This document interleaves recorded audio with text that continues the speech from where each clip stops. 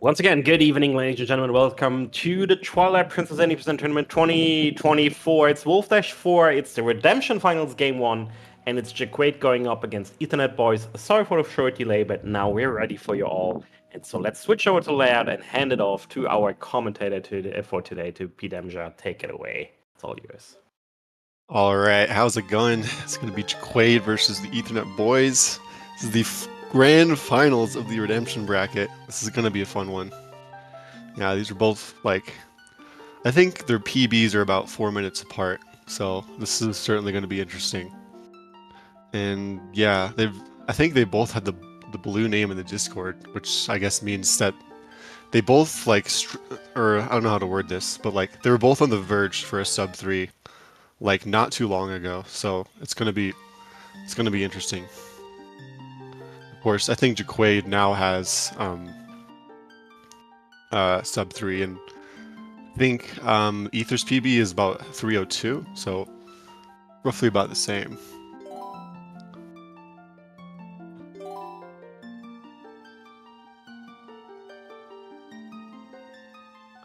All right, it looks like we're off.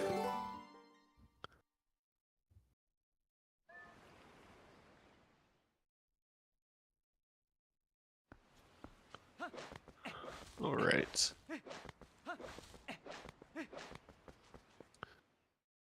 Looks like there's some of bests is only 10 seconds apart, which is pretty cool. Yeah, and I think Ether knows how to do stellar skip, but I don't think he's been doing it recently. So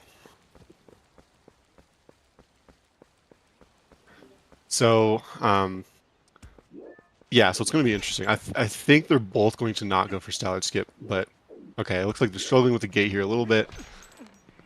All right, second try from Jacquaid. I think that was third try from Ether, or was it a slower second try? Looks like they're both opting for safety bit. He didn't get the frame. Oh no! Ooh. Wait, no, did he? Yeah, okay, that's bad. So what we try to do there is we try to press A and D-pad right on the same frame. And we're doing a trick called back in time where we reset and void in the same frame, you may know. And doing that is just kind of a safer way to do it, because like, you know, you just press 2 buttons at the same time. It's a lot, it's easier than trying like to time an input later.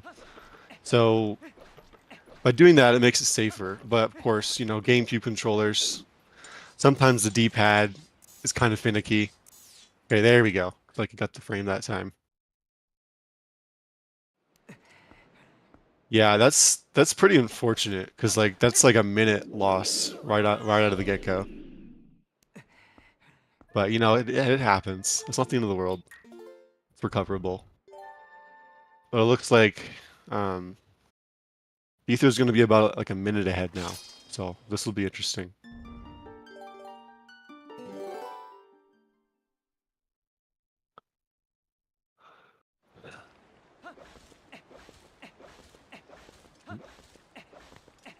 So now we're rolling through Farron to try to save Tallow. Tallow's going to start day 2 of Ordon, and when that starts, so we can go to sewers, which lets us, you know, start the whole wolf sequence, and eventually get into Farron Twilight.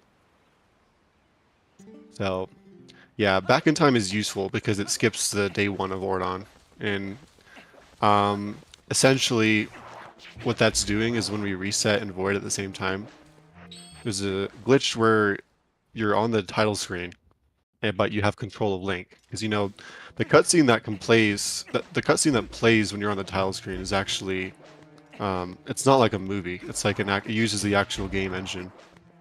So if we have control of Link, then we can actually save while in that state. And the title screen cutscene uses a dummy file that has certain properties, such as having the hero's tunic equipped and having the Ordon sword and Hylian shield. Even though we don't have any of that in our inventory, we do have it equipped. And also we have the opponent tamed flag set, which is going to be useful in a little bit.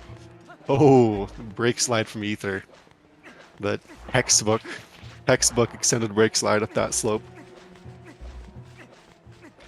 I think you know, the wildebeest, he's been working on a task recently, and he was saying that like RTA, um, brake sliding as human is almost like never worth it.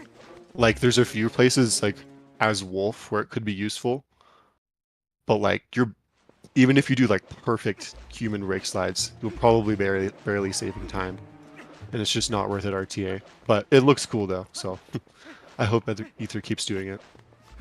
And I like to do it randomly too sometimes. Nice. 422 cage break from Ether. Yeah, it looks like it's still about a minute behind. Usually isn't too much variance in the first 4 minutes of the game. Um, but, you know, up in a quite shortly, actually, we're going to see some RNG that can definitely influence the time for getting iron boots. You might have seen Jacquaid doing a jump attack over that cutscene trigger. Because if you were to walk into it, the cutscene would immediately stop him. But if you're in the air, the game waits for you to land on the ground before stopping you. So you can just cover a little bit more distance while you're in the cutscene. That was going to change the lead. It could happen. I wouldn't count it out. Alright, looks like Ether going for right goats here. There's a little bit... some people think it's the same consistency, but I would say it's a little bit less consistent.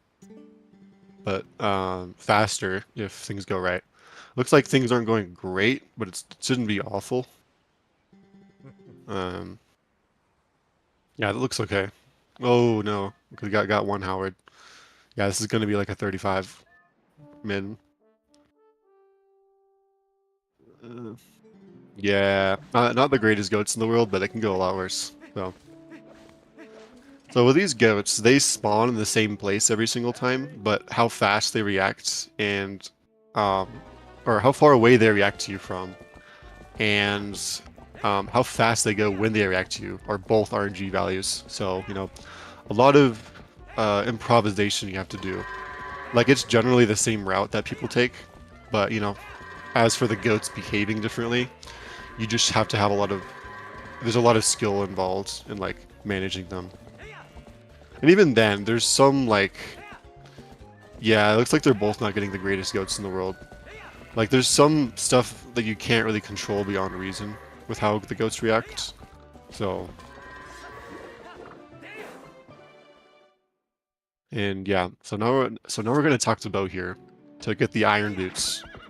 The reason we get it now is because, well, I'll explain why we can get it now in just a second. But we're getting it now for the route because we never actually come back to Ordon, so it's just convenient to get it right now. But as for why we can get it right now, that is because with the opponent tamed flag set by doing back in time. That's what allows you to talk to Bo and get, you know, start the sumo fight. But because Ordon isn't really in the right state for that, there's no cutscene trigger for it. So normally all this text just like automatically plays in a cutscene, but since that trigger isn't there, we're gonna have to manually go through all that text, which is a little bit annoying, but not the end of the world, you know. All right, it looks like he got an okay round one, not the greatest round one in the world, and round two is not going well. So this is essentially rock, paper, scissors, this fight. It's kind of just RNG. Or I mean, it is RNG, not just kind of. Yeah, that's kind of rough. Looks like Ether always goes for slaps, which is interesting. Yeah, oh, yeah, okay. Alright, yeah, Jacquaid getting a little bit better RNG on round one. Let's see how round two comes out. And you can see them targeting when Bo talks to them to save 3 frames. 818 or 817 iron boots from Ether. Probably a little bit worse than what Ether was expecting, but you know, there's a lot of RNG in that split. It's nothing. It's perfectly acceptable for a race. Fortunately, Jacquaid a little bit further behind than that, but nothing crazy. It's going to be less than a minute since he had a better bow. So he definitely made up some time after, after failing safety bit, unfortunately. That's why you gotta do the unplug strat, even for safety bit. Trust, it's worth.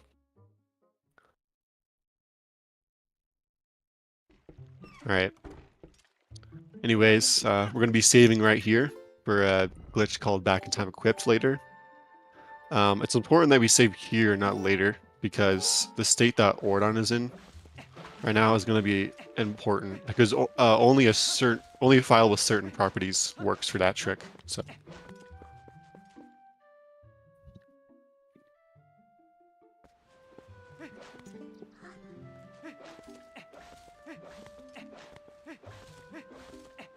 We're pretty much just rolling to the Ilya cutscene, which spawns us in sewers, of course. And we're going past the one rupee that we can't skip. Alright, let's see if Ether can get box break. Ah, invalid run. Fortunate.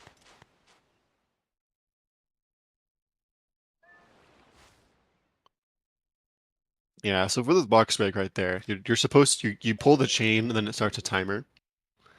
And at the end of the timer, right before it fades out, the chain stops holding you back. So with a well-timed 4-hit or B attack combo, yeah, there you go. Looks like Jacquaid got it, so he wins, of course. With a well-timed 4-hit combo, the last hit can actually break the box before the cutscene ends, which saves like 3 frames. I'm seeing a lot of people do a side hop there. Maybe I should do that.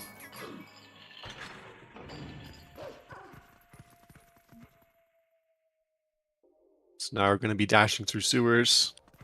Yeah, these runners are going to be trying to space their dash as well, and so that they're always in a dash. If you don't, you might be walking for a little bit, which of course loses time. So they're going to be doing certain things called dash cancels. See it on Ether's screen just now. He's going to press A and then B. He's going to dash and then B would be attack, which is going to cancel it. And that's going to allow him to dash right away when he lands on the ground. And just little things like that are optimizations that add up a lot. Other than B attacking, you can also dash cancel by dashing at the edge of a ledge or dashing at the edge of water, I believe. Or I think dashing and then climbing and then dashing again. I think that's what I meant to say, actually. I don't know. There's one more other one, but I can't remember. Oh, you can also dash cancel by dashing and then going into C up, but it's only arguably useful in one place at any percent.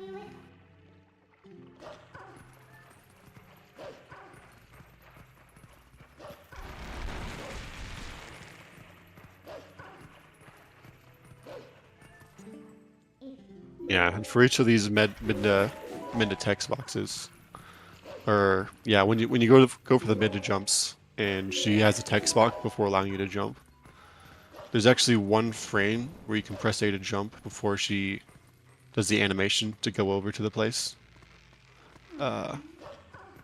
So getting that one frame A press just saves like about a little bit over a second each time, and you might as well go for it. Just another small optimization that adds up. There's a lot of one-framers like that in this game.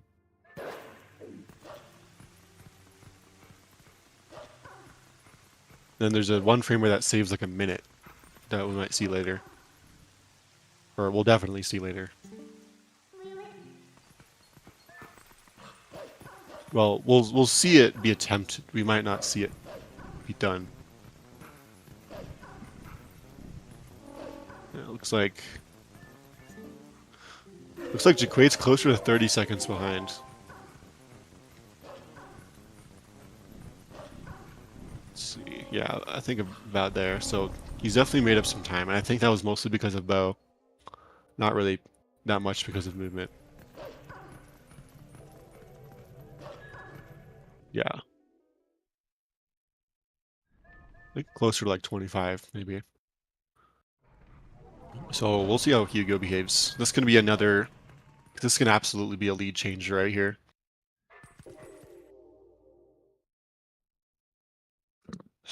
So for this, you know, this is the part of the game where you're supposed to go to Ordon during the night and get the wooden sword, or sorry, the Ordon shield and sword. But since we did back in time, the Ordon isn't in the right state for that. So we should be soft locked here. But luckily we can use this Bulblin named Hugo to do a trick called Sword and Shield Skill, where we very precisely get him into a certain position, and then we can do a long jump attack into the trigger that lets us enter Farron. But it's a pretty difficult trick, so let's see if Ether can pull it off. Thanks for the luck, Morgan. Looks good. Nice. Yeah, Ether was a little bit safe, but it paid off.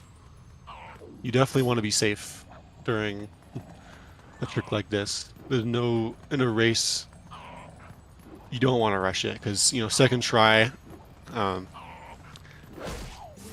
no, that's unfortunate. So Jacquaid's losing about at least a minute to a minute and a half here, probably closer to a minute. So that's kind of bad, but you know, very early in the run, a lot of things can happen. Thank you, Lamb.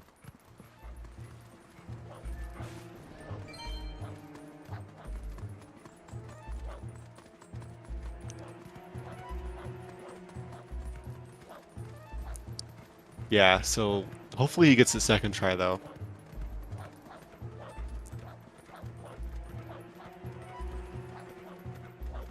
Yeah, essentially how this works is when a targetable actor, in this case Hugo, targetable enemy, is like above Link from a certain distance away, then the jump attack he does while targeted onto that thing is like higher than normal. So using that to our advantage, we can do like really long jump attacks and call them LJAs. That works. Nice. Good second try from Jacquaid. Far from the greatest start by Jacquaid, but it's definitely recoverable. Looks like he's about a minute and a half behind. Minute 40 about. Still lots of the run left to go.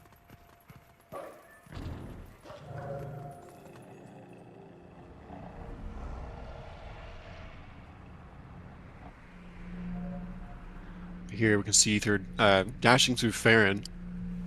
And we don't actually need to get any of the tiers here, because we won't be completing Farron Twilight.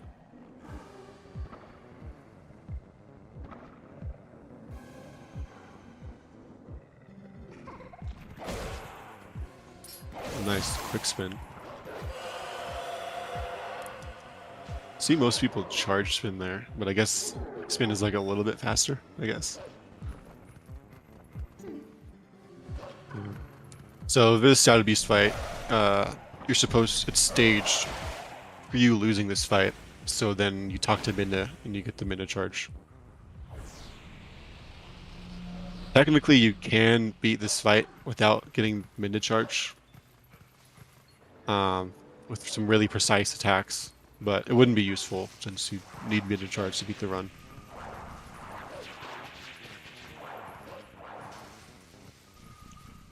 Okay. Ether not getting the best RNG for this, so he's going to do a trick called EMS, where he does a super jump off of this Shadow Beast. Oh, looks like he failed it. He's going to have to restart.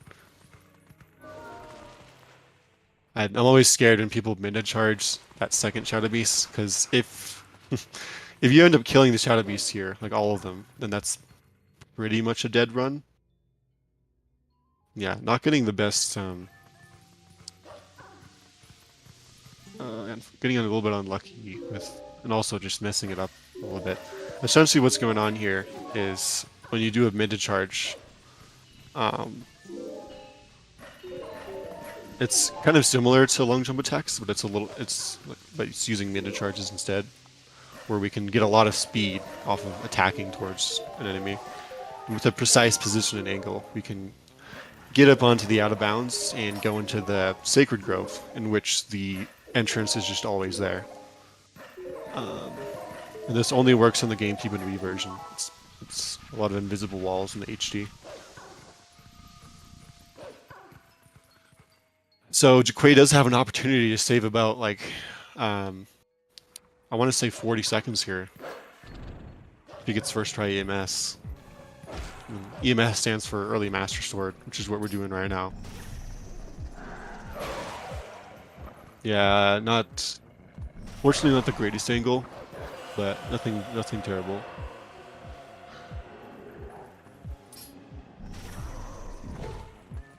Great has to watch his health here. If he dies, that's pretty bad. Okay. Oh, Ether also has to watch his health, and Jacquaid too, coming up into Sacred Grove, because the Sacred Grove is where we do the Skull Kid fight in order to get the Master Sword. But if you die anytime during the Skull Kid fight, you have to restart it, even if you die at the very end. And of course, those puppets can be kind of RNG and annoying. So there's a little bit of risk going on here, with the potential that either one of them could die and lose a bunch of time. I think at most you can lose like 3 minutes here.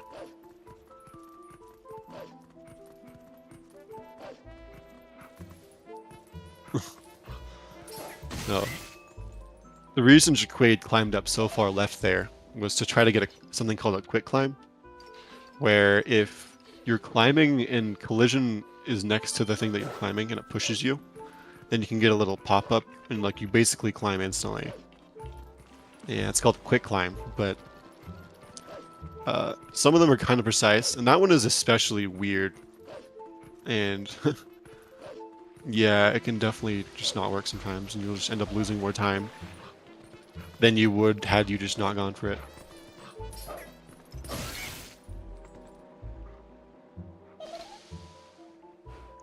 But yeah, it looks like oh, I should have paid attention to their enter grove times, because they don't have a split for it. I feel like most people don't have a split for that. But yeah. Anyways, right here we're just, you know, we're waiting for Skull Kid to blow his horn, and he only starts that timer once at least one of the puppets is dead. Oh, Jacquaid's on a quarter heart. He has to really be careful here. Like I said, if he dies, he could lose a lot of time. Hopefully he gets some hearts from the actual Skull Kid fight.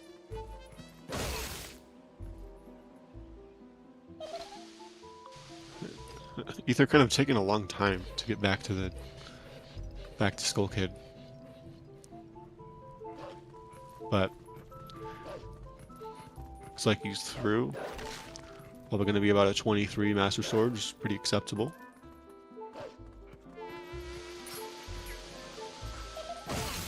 Okay, that scared me.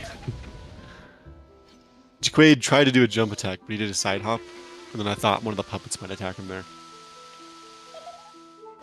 Yeah. I would get a heart if you can. No, it's not going to work. There you go. So, yeah, a non-dashing B attack. Because he has to really watch his health here. It's kind of making me nervous. Okay. Yeah. Hit that heart, Jacquaid. Okay, we're chilling. Yeah, that would be pretty rough if he died there. So, but he didn't, so everything's okay. And it looks like either going to be coming up on the Master Sword. Let's see, 23-19. Not bad in a race, although probably worse than what Ether was hoping for, but most of that was, well, most of it was bow, and then there was failing EMS a bunch. But those were the main mistakes. Everything else wasn't bad. Now we're coming up on the Master Sword puzzle on Jacquaid's screen. Let's see if you can figure it out.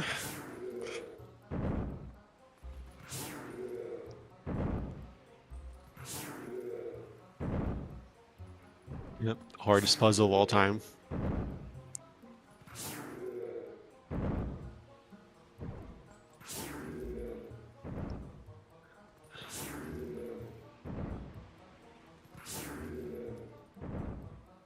No way, solved it first try. Crazy.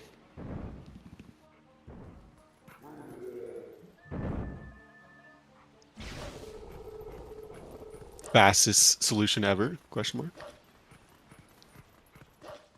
No, of course, it's the same every time. Although, when I was a little kid, it did give me a lot of trouble.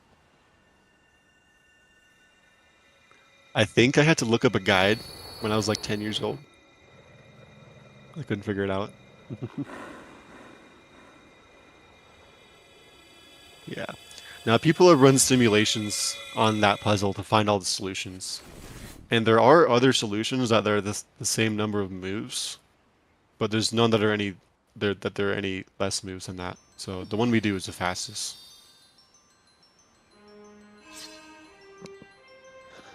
And yeah, Master Sword early, really useful. It's not only does it do double damage to the Ordon Sword, but also transform anywhere, warp anywhere. Just very useful to have early on.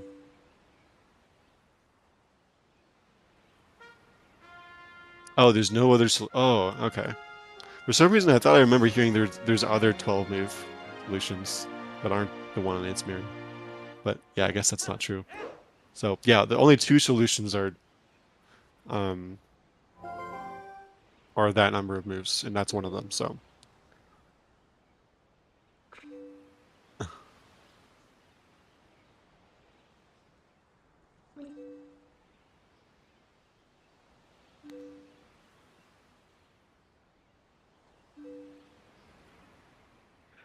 Yeah. Anyways, Master Sword. I think Ether's like Elgato is like disconnecting. I'm not sure if you already knows that or. Luckily, I can still see his screen for the most part. Or for every once in a while, it's cutting out a little bit. But hopefully, it's not too big of an issue.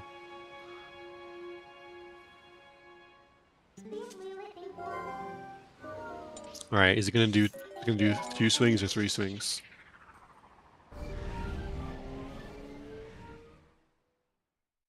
Oh, he wanted to get. He tried to juice it. No, Ether. No.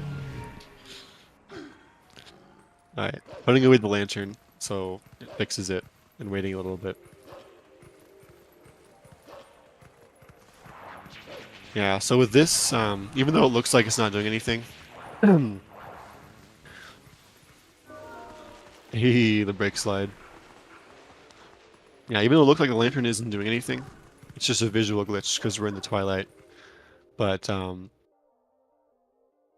yeah, each of those swings creates a little circle around Link that decreases in radius.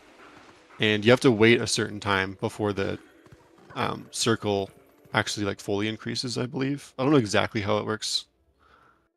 But if you just spam lantern swings, it won't increase the radius of the circle that much, so you have to time them well. And optimally, you only swing the lantern twice inside of the mist. It looks like that's what Jacquaid's going for, maybe? No. Oh, he is. Nice. We got it. But only doing 2 swings in the mist is a little bit risky, as you saw with Ether. But it's not a huge time loss. No, it's slower to transform as Wolf here. Even though Wolf is faster in this area, it's not much faster. So, of course, transforms take time. Thank you, Tuffy.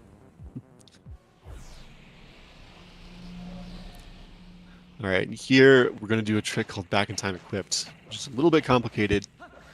Essentially, we're going to be doing Back in Time like before, where we reset and void on the same frame. And of course, it's going to spawn us on the title screen. But now, instead of just voiding and saving, we're actually going to select a file. And selecting a valid file, which is the save we made after fighting Bo in this case, is going to spawn us in the King Bulbin 1 fight. And at the very start of the King Bulbin 1 fight, there's a field in the game called the boss flag. And the King Bulbin 1 fight sets that value to a really high number. I think it's like 39 or 40 something. And so that value called the boss flag exists globally and isn't dependent on the file. Which means we can set that flag to really high value and then just load our file and that value will still be really high. And so the reason we want the boss flag to be a high value is because the number of monkeys you have in the forest temple is dependent on that value. So boss flag is 49. Now we have 49 monkeys. Unfortunately, we don't actually see 49 monkeys, but we see 4 of them, which is how many we need to get the boomerang. So that was the whole point of doing that thing. It's a little bit complicated, but hopefully it makes somewhat sense at least. Anyways, we don't have the slingshot right here, which is why you saw both of these runners kill one of the spiders with a Deku Nut. And I think Ether opted to skip this spider. I think Jacquaid probably is going to go for this. No, he's not. Okay. Oh no. Fortunately, the nut broke. We have terminology for that, but I won't say it on stream. Yeah. Fortunately, getting bad Nancy RNG too. We named this spider Nancy. Essentially, Jacquaid's just waiting for its field of view to not include him. Then he's gonna go up. So like right now. Yeah, it should be good.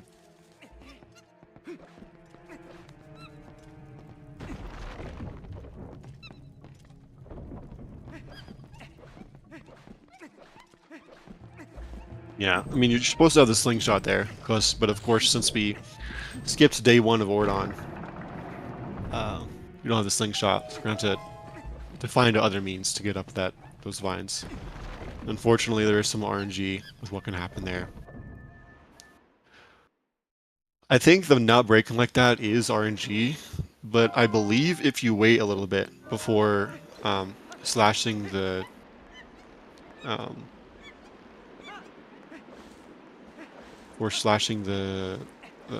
what's the name of it? I already forgot. That's the name of that enemy there. Deku something. It's not Baba. It's something else. Anyways, if you wait a little bit before killing him, I believe that guarantees the nut won't break. But I'm not positive. Alright, 3151. Boomerang from Ether. Oh, looks like, yeah, Jacquaid caught up quite a bit. I wasn't paying attention, but I believe Ether might have gotten bad Ucops RNG. Number of times Ucops is random and nice equips. Is random, and the least it can be is 2, and of course it's RNG, so it can be a lot higher than that. Theoretically infinite if you manipulate it, but I think if you're just standing still, then it can get into like the 50s or something. Alright, 3144 boomerang from Jacquaid. So, about 50 seconds behind Ether. Yeah, I think that roughly makes sense. Yeah, not really great starts from either of them, unfortunately, but they're still pretty close, so that's pretty exciting. So now, the reason why we can skip Fair and Twilight is because of this trick right here, where the very precise position, using the boomerang, we can do just like with Hugo, where he was in a specific position, and we jump attacked while targeting him. Get a lot of speed. Same thing is true with the boomerang targets, specifically on the GameCube and HD versions. we can do LJs with the boomerang wherever we want, essentially. So very useful for a lot of tricks, especially for this trick where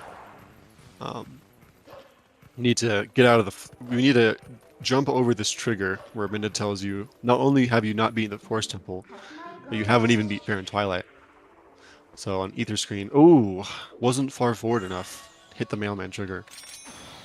So this is the trigger he was trying to avoid. Trying to do an LJ there to jump over. There's a little ring on the ground, or not a little, there's a big ring on the ground. And we're going over the edge of it right now. And so he tried to jump over that. Fortunately, wasn't far forward enough. But not too bad, only like a 15-second time loss or so, I believe. But yeah. Now, being able to escape the forest there is pretty monumental for the route. You ever watch a Wii speedrun, you can see the hoops and bounds, or the hoops that Wii runners have to jump through to skip the Forest Temple. And it's not as simple as what GameCube has to do. So, a pretty integral trick to the run right there.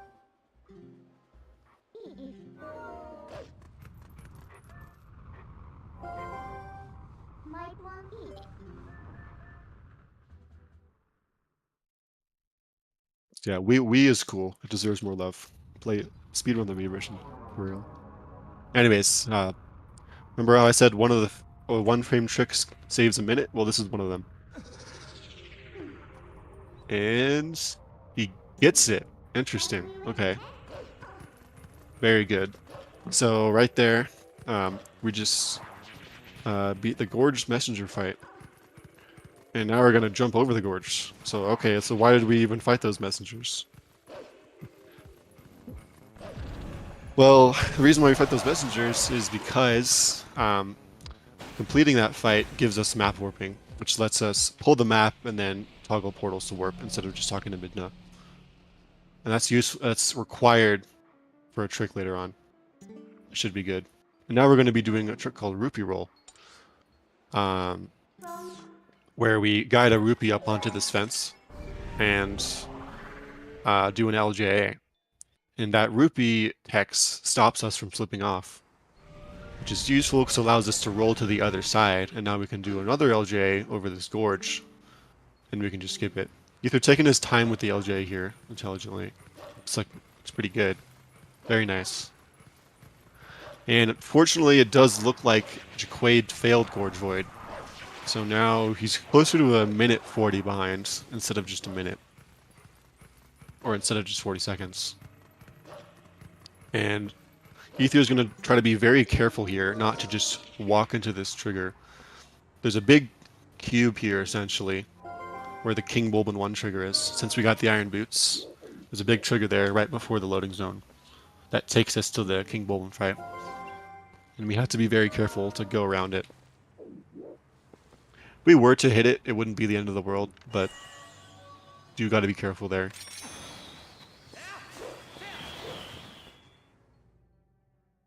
That's Quaid making it through. Pretty good forest escape.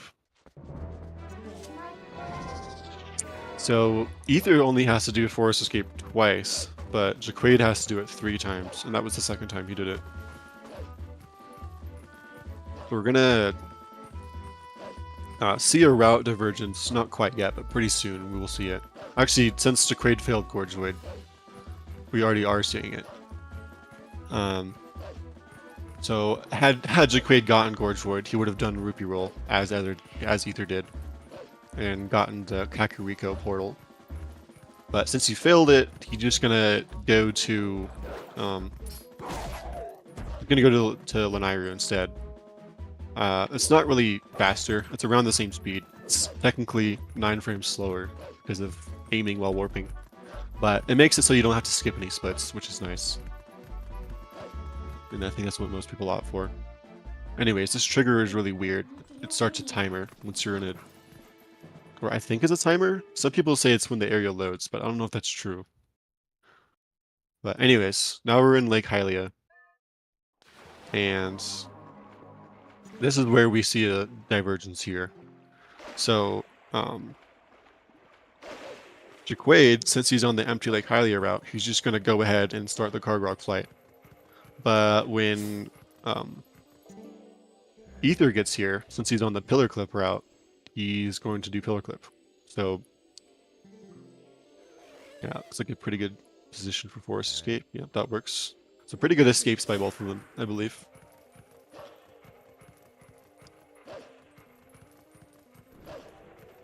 So yeah, anyways, let's see if... I'm going to wager that... Okay, he is going for card drowning. Okay, this strat always scares me a little bit. But let's see if he pulls it off. Okay, Karg's taking a while. Alright, that's fine. Be very careful with his position here. Nice. Okay. So there's two ways of killing that card. You can just jump attack the Cargrock, or you can transform into human and then Iron Boots into the water. And when that Bulbin touches the water, he dies instantly. But but if he grabs you... Oh, okay, wait, let's see if Jacquaid gets card clip. Very nice. With the collision there, you get pushed out of bounds and just take a straighter line to the load zone. Anyways, yeah, if you get grabbed there in the Cargrock fight, then that's a crash, and that means you have to reload your last save, which was like 12 minutes ago. So that would have been a really bad time loss, and would have probably decided the race had he crashed there. And I've seen it happen before, unfortunately, in a Wolfdash race, so I was a little bit on edge when that happens, but looks like it worked out. Now, of course, Ether not going to fight the Cargrock here, or not going to fight the Bulbin here. Instead, he's going to go for Pillar Clip because of the route he's running.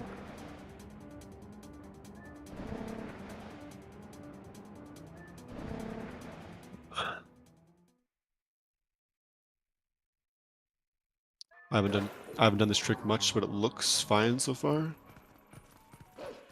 Oh wow, that was a really fast Pillar Clip. Pretty much instantly clipped through. I think Ether is like really good at this trick. Very nice Pillar Clip by Ether. So yeah, getting to Lake Bed early, having the Claw Shot early is really useful. And it's also, if we're getting it through Pillar Clipping without the Zora armor, we actually have to do it during Twilight. Or before raising the water, rather. Or raising the water level after warping the meteor. Nice purple friend LJ.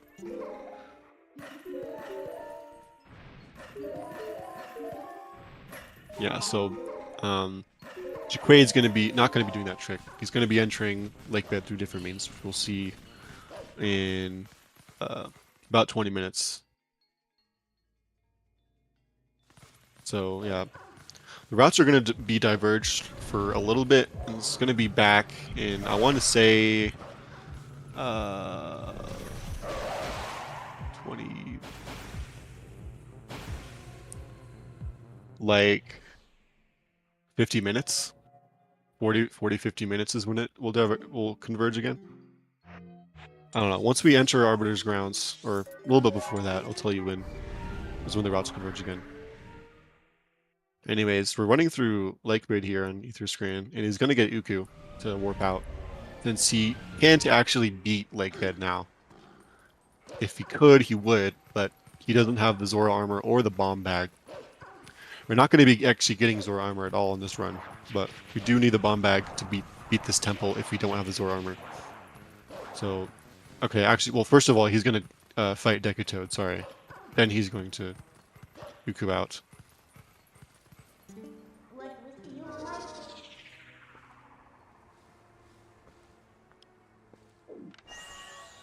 But he's going to get Uku first and do a semi-precise jump attack down here. It's good.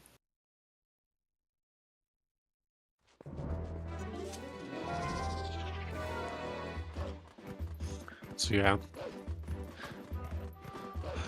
now that Jacquaid has the Zora's Domain portal, he's going to be going back to Eldin. And he needs that Zora's Domain portal in order to warp the rock. After you beat Elden Twilight, there's a big rock that falls that we need to warp to start Linear Twilight. And it's actually, to my knowledge, I think that's the only reason we actually do Elden Twilight in any percent. Jacquaid, or Ether not walking forward enough for Mailman skip, and Jacquaid walking too far forward, and walking into the trigger. So both of them failing it. Oh yeah, and remember the boss flag that we set to a high value after doing bite? Well, it's still set to a value higher than 0, which means that we can just look up on the door you're supposed to exit this fight from and start the fight immediately, which is pretty useful. Ether's going to be doing some precise attacks to kill it in 10 swings. Looks good. Nice. It's a semi-precise set of 2-hit combos.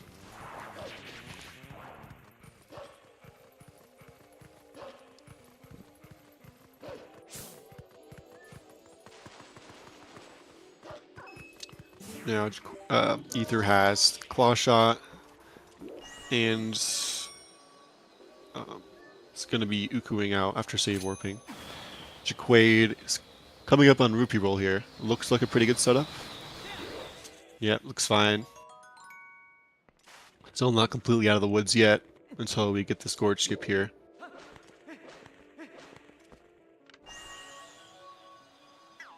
Interesting, he uses the Bloom Ring to line that up.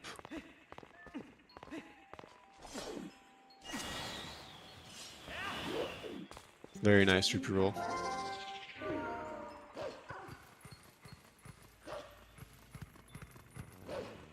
Played it a little bit safe with the setup there, but definitely a smart play, considering failing that trick loses upwards of a minute.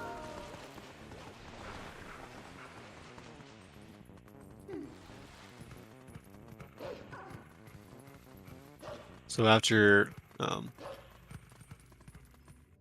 you're getting the portal here, Jacquaid's just going to go ahead and start Elden Twilight. Now we have Jacquaid, still hasn't gotten the vessel yet, I believe. Oh yeah, what's he gonna do again? Yeah, so now, yeah, that's right. So Jacquaid, sorry, Ether is now where Jacquaid was before, but he just did it a little bit later because of the route, where he's gonna fight the Cog now. And I believe he also does Cog drowning. So hopefully we don't see a crash here.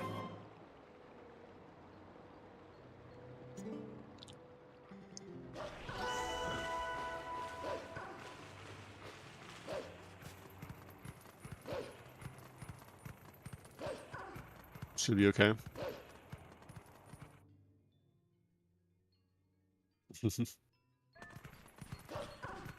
Yeah, they both know what they're doing quite a bit, that trick, so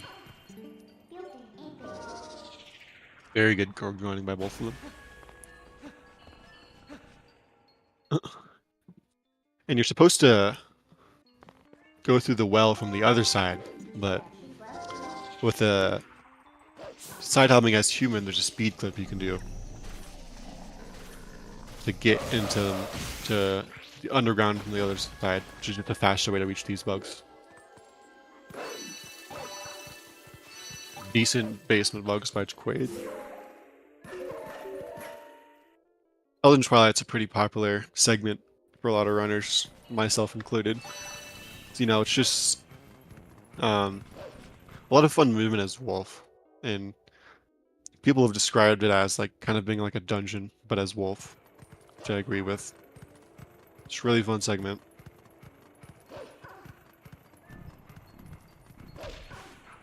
Ooh. Yeah, that the dash spacing is kind of weird there with that opening in the ground.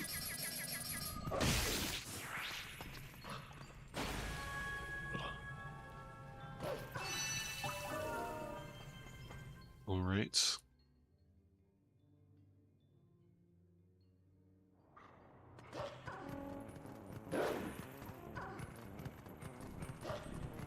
Yeah, so what you saw Jacquaid do there was blocking that wall, just kind of lured the bug down to him, so we didn't have to chase it. A little bit of manipulations you can do throughout the run to save a little bit of time. With these bugs, or actually quite a bit of time with the manipulations you can do.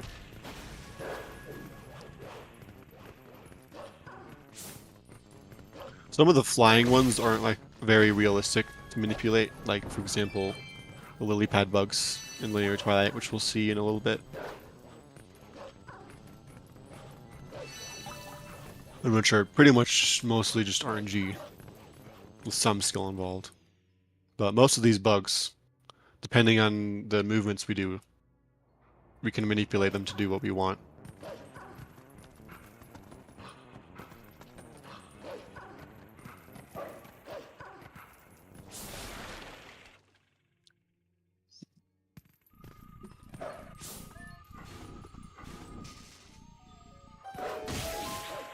Yeah. Oh, yeah.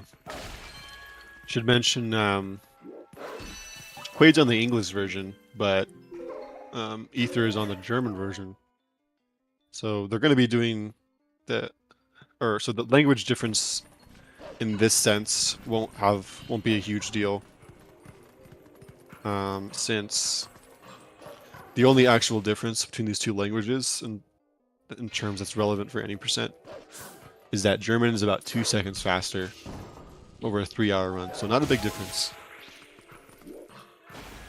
Although if one of them were on French, we would see them skipping all the rupees because of a glitch with one of the text boxes that an NPC has, allowing us to have to not worry about rupees throughout the run. So neither of them are on French. Ooh, fortunately, yeah, he's gonna do human bomb house skip now.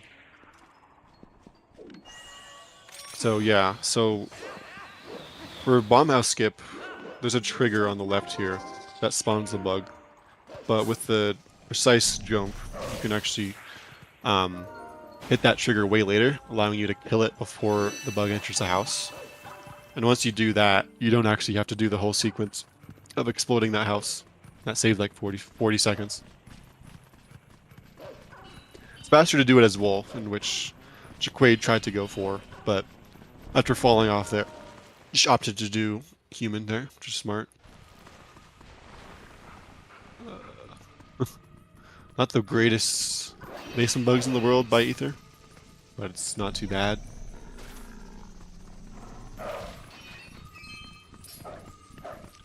Not the greatest watchtower bug either for Jacquaid, unfortunately.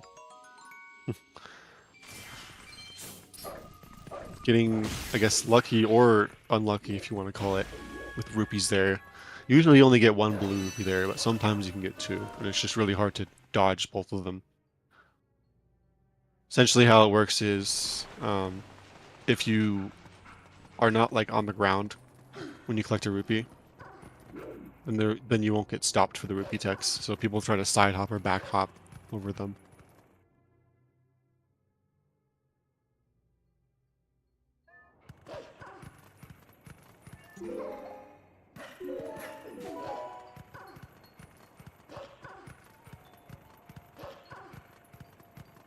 Yeah, so it looks like, on a glance, it would look like Ether's quite behind Jacquaid here, but he's actually a little bit ahead because of their route difference.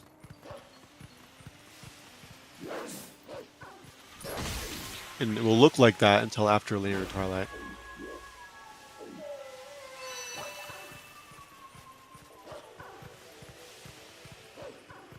Nice. Let the ledge dash cancel.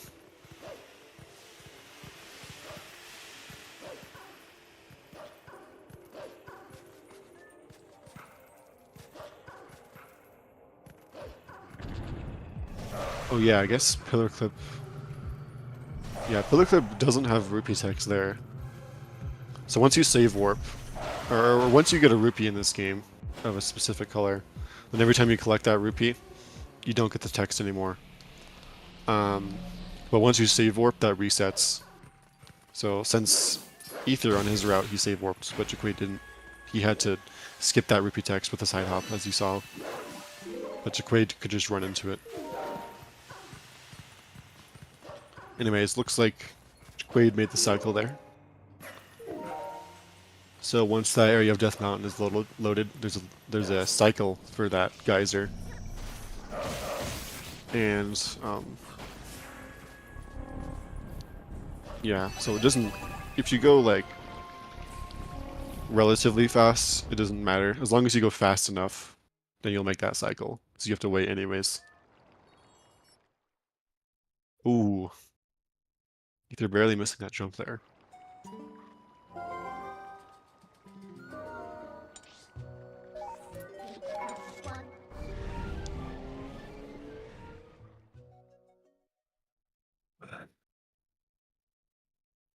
Now, as I mentioned earlier, whole point of getting whole point of beating Elden Twilight there is so we can warp this rock. And this rock raises the water level and frees the Zoras, which are trapped under the ice. And that allows us to start Linear Twilight, which is required for a number of things.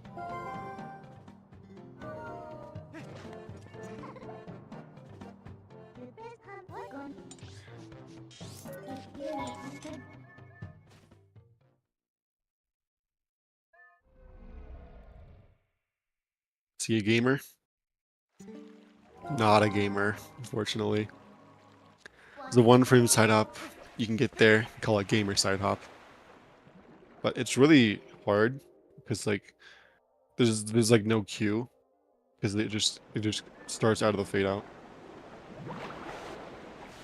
And it feels harder than other one framers.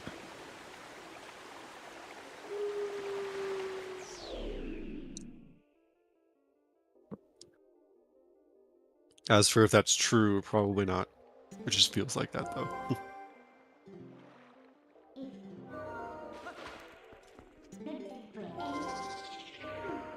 Right. So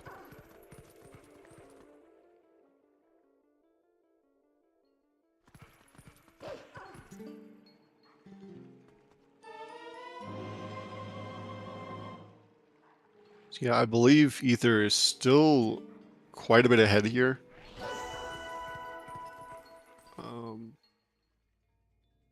It was about a minute 50 or a minute 40 after after he missed Gorge Void. I'm trying to think of if there was any more mistakes that either of them made, but I can't remember if there was anything major. Like, Ether had a really fast pillar clip, and I think Jacquaid has been playing fine.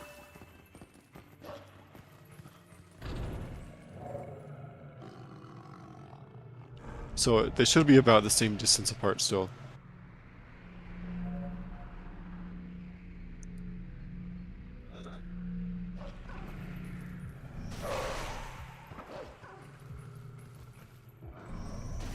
Ooh. Yeah, Jacquaid getting a little bit unlucky with that Shadow Beast. Sometimes he doesn't notice either.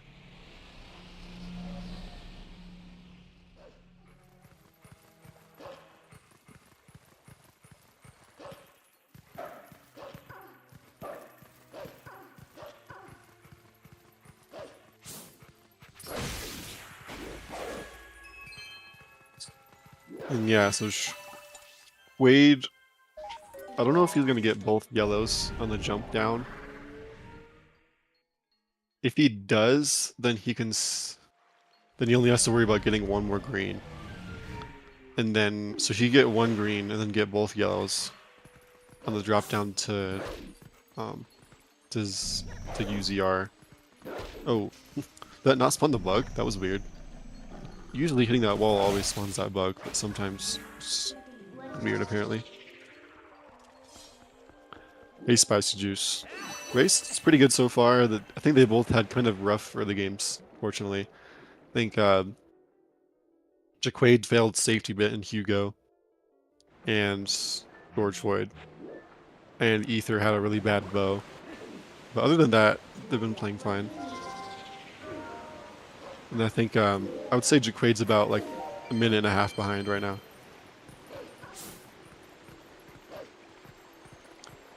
Yeah. What was I saying? Ooh, yeah. Could being careful there not to jump all the way down. I almost made that mistake yesterday.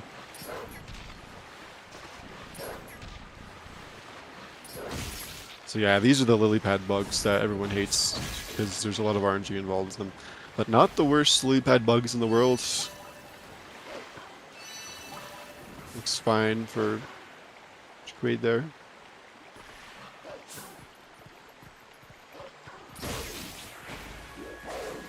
Yep.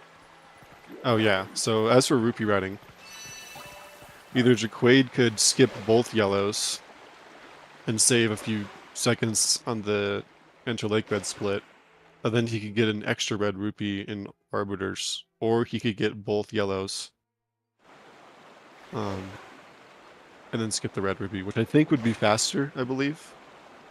But I don't know. Either one is like roughly the same, I'd say. So we'll see what happens. Regardless, I don't think he actually has to get any more greens here, because he won't be able to skip like another red.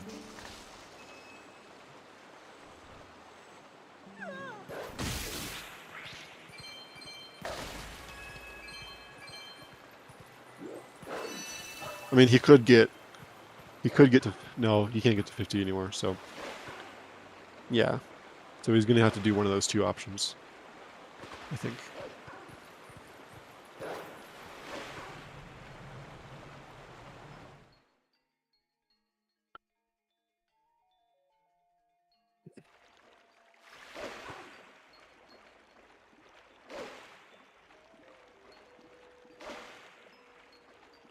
Now we are wolf dashing, of course. We've all been waiting for.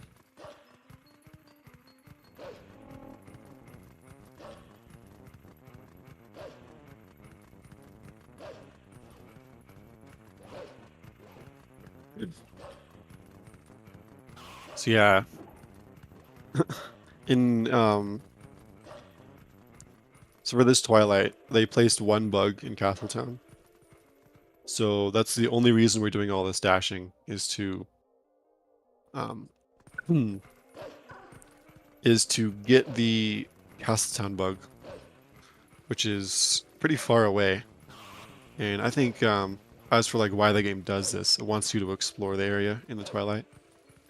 Which, you know, it's good for the narrative, but speedrun it's a little bit annoying with how much dashing it is. But it's not too bad. In a way, it's kind of nice, because you can just chill for a bit and just dash.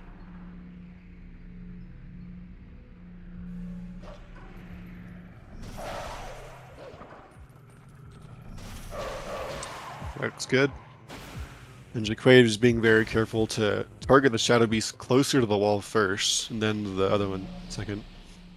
Because you attack in reverse order.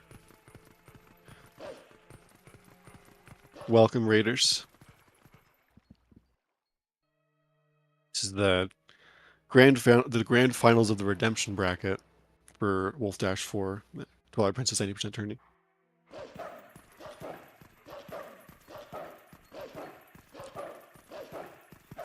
Anyways, the wolf speed is different depending on the area that you're in.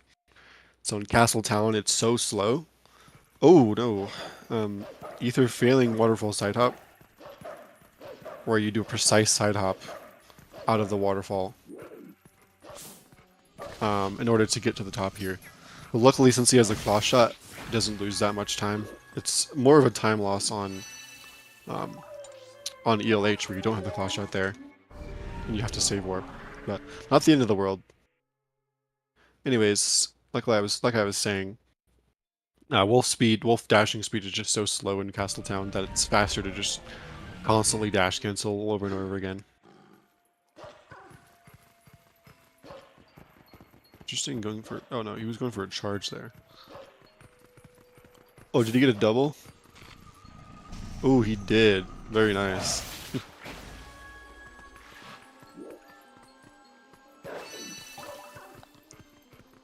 The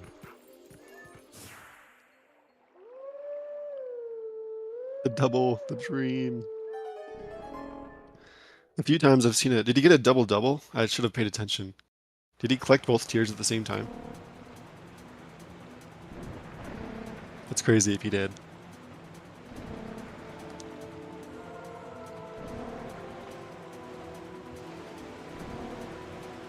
Yeah, so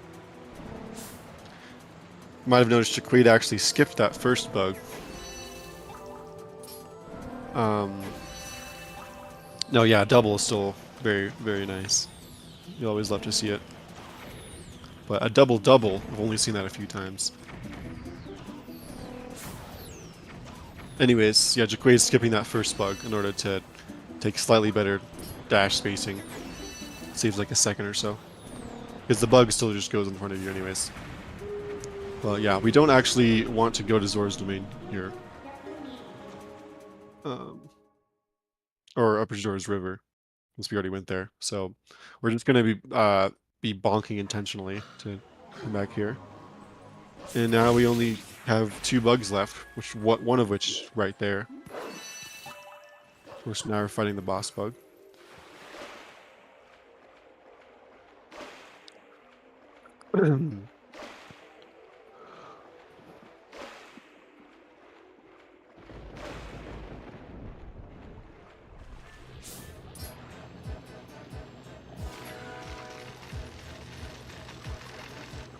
Yeah, so let's see what Jacquaid does here.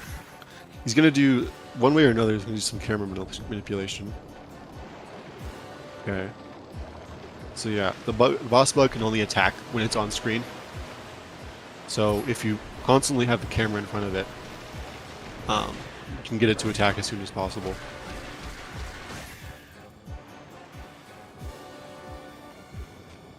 Of course, the reverse is true. You could just make it never attack if you constantly kept it off of screen, which is kind of funny. A little bit of an awkward angle, but it should be fine. Nice.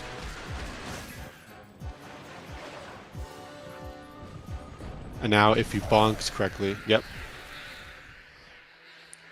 So that, it only actually checks if you killed one of the tentacles. So if you just kill one tentacle, normally you're supposed to hit all 6, and the animation takes a while.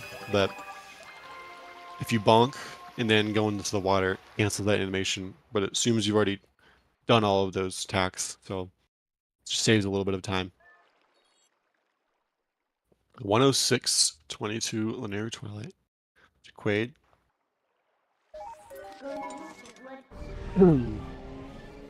A little bit unfortunate stuff happening in his early game so far, but not too bad. Nothing that isn't salvageable.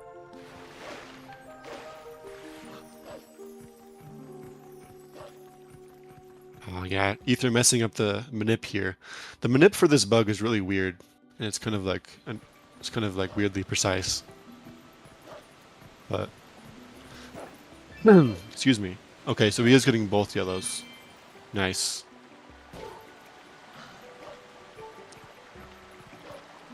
So yeah, both yellows are going to allow him to skip getting the red rupee chests when he gets to Arbiter's Grounds. So I think that was the right call there.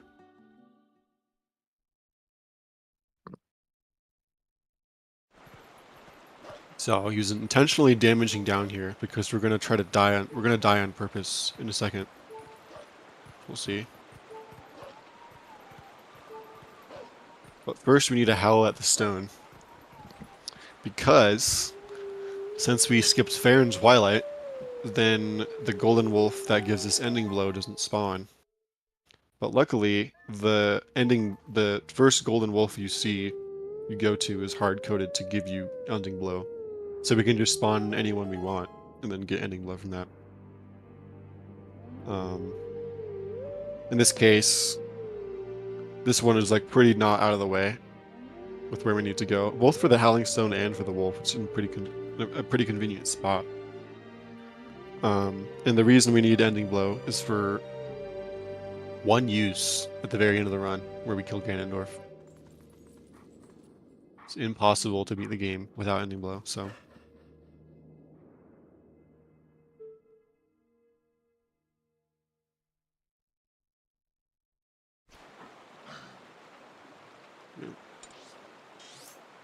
Alright, pretty average linear Twilight on Ether's part, other than failing Waterfall side hop. But I guess he hasn't fought boss bug yet, so we'll see. But anyways, Jacquaid doing a precise side hop here. That should be good. He's trying to hit a very specific trigger. He wants to hit the trigger that starts the fight, but not the one that spawns the barriers. In the one that starts the fight, you can only trigger it as human, but you want to be wolf for this fight. So that's why he went behind that sign and transformed to wolf after starting it. It's good. Oh no, a little bit late on that A press. Just gotta be careful to not die here. Okay, that looks fine.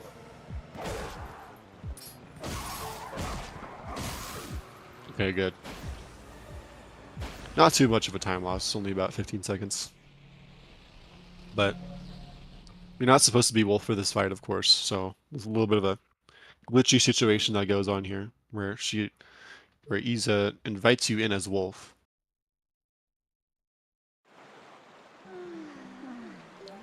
And that's useful because for some reason when you're wolf, Binded doesn't stop you from warping. So this Isa minigame, she lends you a bomb bag temporarily, but Ether trying to go a little bit too fast on that charge, so a little bit unfortunate. It's going to be losing some time to Jacquaid on this split. Anyways, yeah, she gives you bombs for this minigame temporarily, so we can just warp away and take it, but they're still temporary. So the way it works is the reason why we warped back to Upper Zora's River is so she would give us another bomb bag, and that's called bomb duping. And the reason that's true is because, as I said, it's temporary, of course, the bomb bag that we have. So, oh, that was a weird bridge. Skip, plum cutscene skip. Nice, very good. Anyways, your equips revert back to what they were before, but if quote unquote what they were before has a bomb bag, even if it's temporary, it becomes permanent, and that's what we call committing the bomb bag. Anyways, let's see if you can get Plum out of bounds. Precise dash here, very nice. So now if we die in the Plum minigame, which is what we just did by clipping out of bounds there, we'll actually respawn in Lake Hylia, and Lake Hylia would be completely empty. That's pretty useful because that means we can just do a bomb boost to get into Lake Bed. Of course, the bomb boost isn't like particularly easy or anything, but it's a fast way to get into Lake Bed. It's actually fastest 80% route is what does this. Pillar clip is about 12 seconds slower optimally.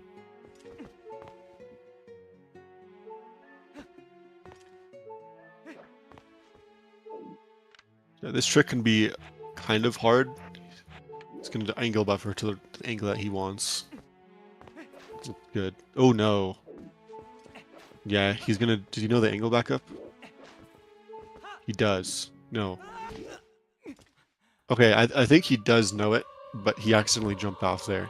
There's the backup. If you lose your angle there, you can grab the ledge there, and with some ledge grabs, you can like reset your angle, which is pretty useful to know. I think he messed up a little bit there, unfortunately.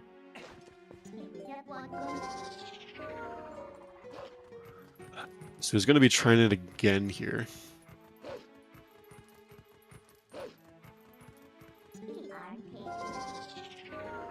Loses about a minute, unfortunately. Hopefully he gets it this try, though.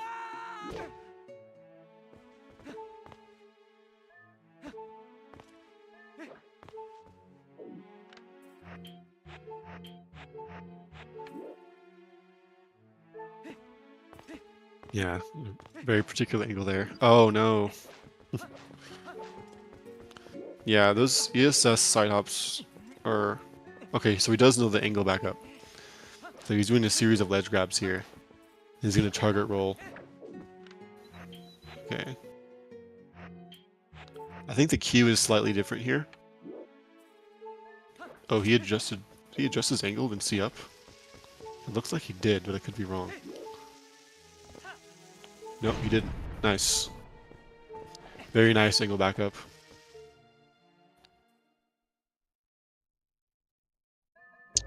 Oh, did Ether mess up the fight here? He might have. Yeah, I think that was the second time. And if you fail it once, it's really hard because it just gets harder after that. Because the Shadow Beast position weird, and you want to get them to notice you. It's just awkward.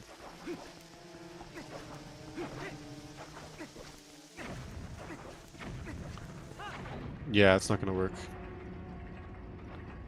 So Ether is unfortunately losing a little bit of time here. Although Jacquaid also lost time in this segment, so it's hard to say who's ahead here. I believe Ether's still ahead if he ends up killing them here. He's got to watch his health though. Yeah, that's unfortunate. If you mess up the first try of that fight, it just gets so much harder. Because of the, like I said, the Shadow Beast position. It's just really awkward. So, pretty unfortunate time loss. I think that's like about 2 minutes. I want to say, after failing that and then dying as well. Yeah, he has to talk to Isa again.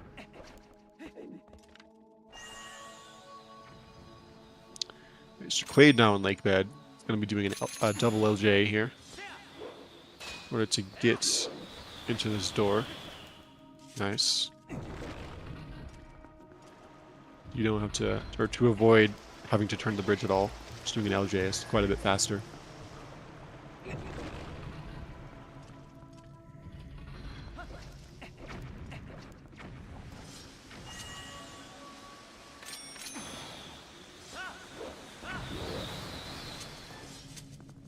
I think you could actually do a moon boots off of a chest there to get to that door, but there's no reason. It's also slower. I guess I was thinking of other ways that you can do that fight. Let's see if Ether pulls this off here. Looks fine. Oh no. Okay, yeah, it's not gonna work. Jacquaid was going for a very precise bomb pull and rank throw there.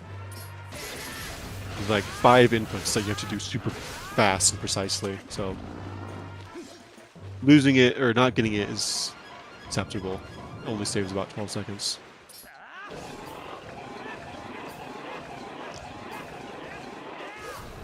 Okay, very nice one cycle. Yeah, kind of a little bit of a rough situation here. What's going on with Ether here? Hopefully he can finish the fight soon. We'll see though.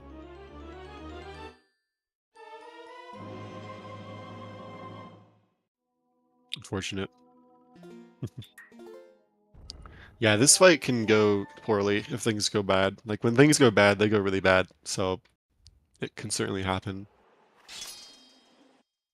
So Jacquaid is almost certainly ahead now. As for how much ahead he is, I'm not really sure.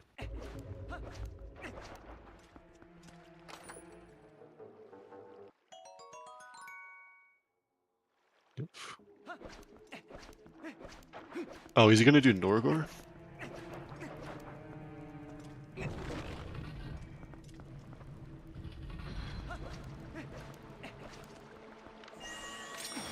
Interesting that he went into the his human.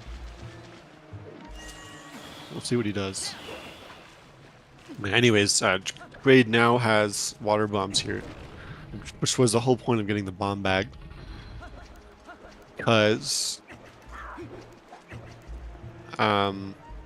without the Zor armor, you would normally drown fighting Morpheal.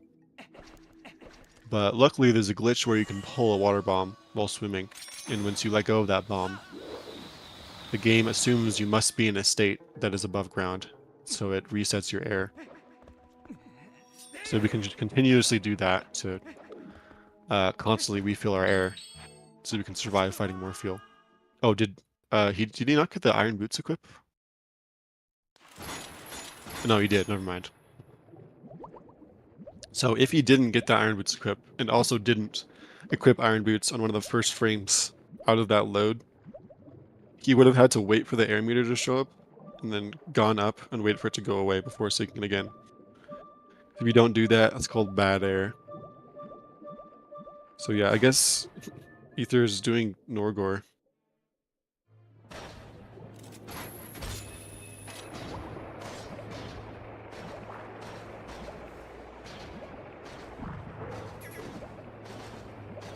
I'm not actually super familiar with this trick.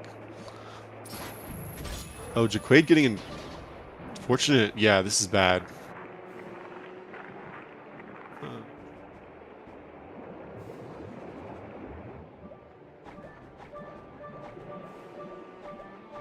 Yeah, Jacquaid's dead.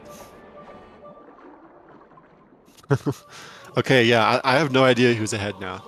This is interesting.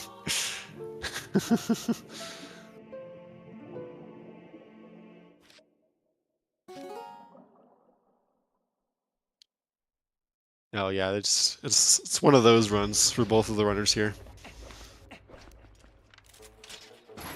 Yeah, I kind of miss like what exactly happened with Jacquaid, but it looked like he got bad RNG with the eye. It's like a minute ahead. Okay.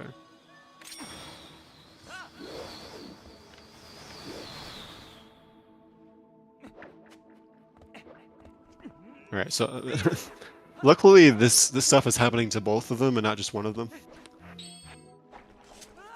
as it makes the race closer, of course. So.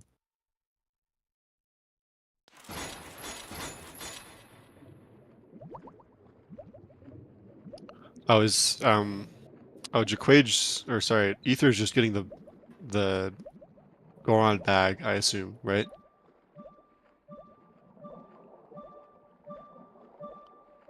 Yeah, so Ether's a little bit more than a minute behind, I believe.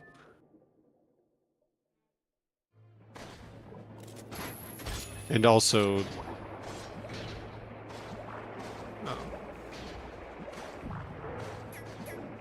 Also, what was I going to say? Can't remember. No, this is bad. Yeah, okay, Jacquaid's going to have to pull a bomb here to... Oh, he didn't pull the bomb. Okay, he has to pull a bomb here to refill. And then he has to watch out for this tentacle, or it's going to kill him. And then he has to pull this eye when it's a convenient spot again. Okay, good. Okay, thank God. Okay, can he get the bomb pull? Nice, okay. So that should be fine.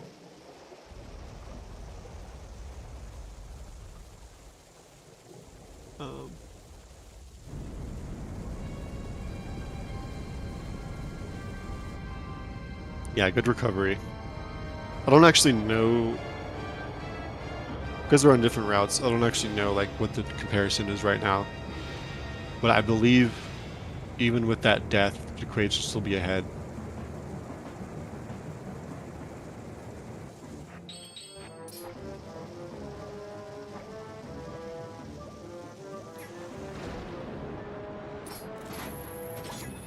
Okay, looks good. I don't believe this is one bombable, realistically, so it's probably going to be going for 2 bomb. Never mind, okay. Alright, looks like he missed it anyways, though.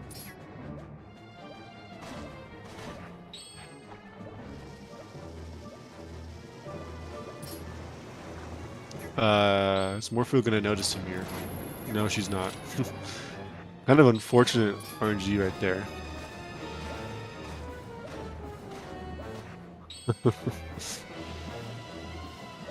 Okay, this should be good. There's no way, unless he gets the bomb off. So, yeah. Didn't get sucked, nice. Only thing left here is the regrab. Should be fine. Oh no, he's dead. Well, no, he should be fine actually. But he has to pull a bomb right away. Yeah. Okay, now he has to go back down, because Morphew's not going to notice him. Okay, either... yeah, should be fine.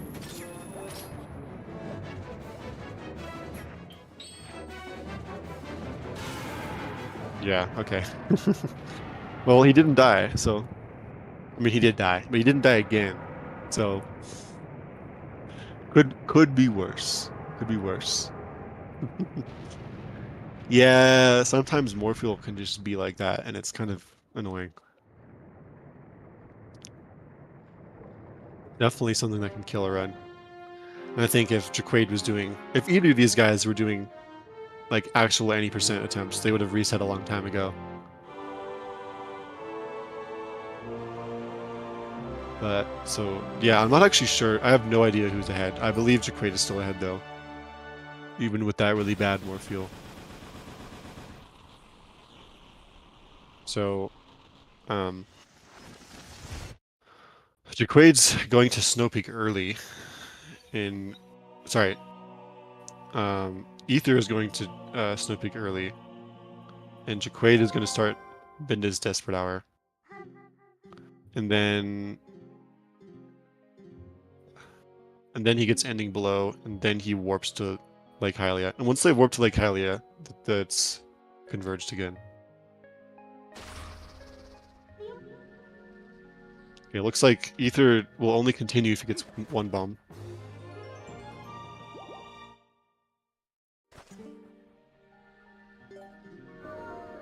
Although Ether, I don't think you're like that far behind.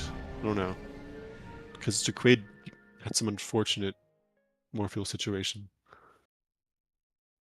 So like Ether could absolutely get like a 2-bomb and still be in the race. I'm pretty sure. I'm not positive. I need to watch to see what happens, I guess.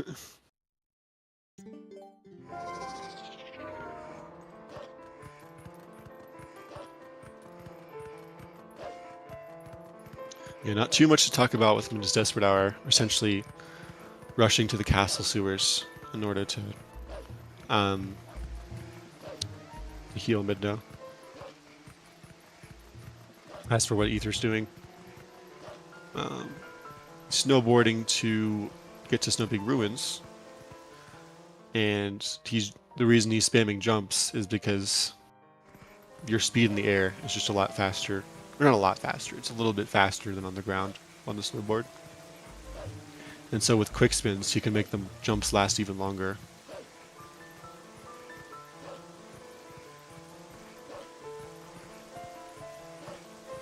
Excuse me. Thank you, M1.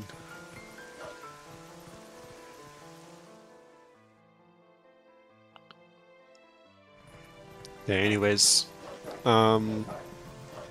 Yeah, pretty good snowboarding so far. He got past the difficult part with the precise jump, which you can't really see.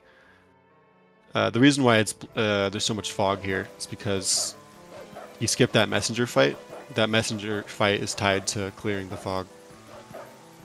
But we don't actually need that portal at all, so there's no reason to get it.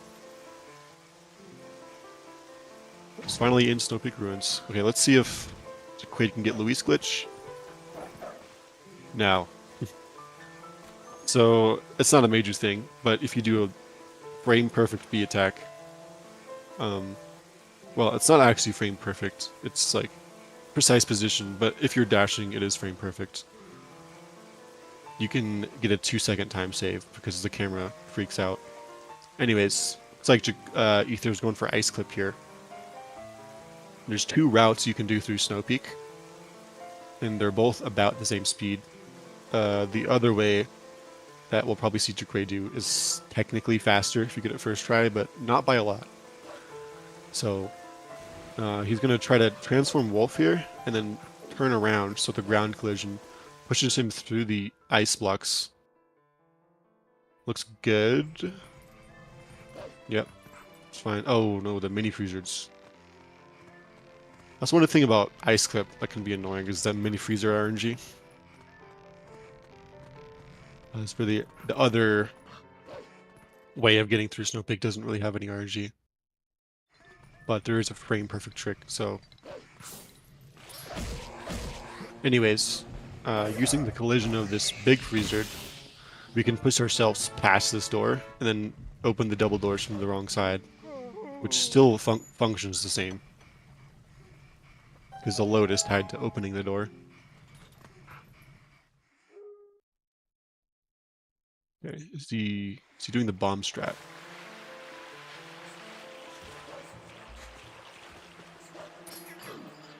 Yes.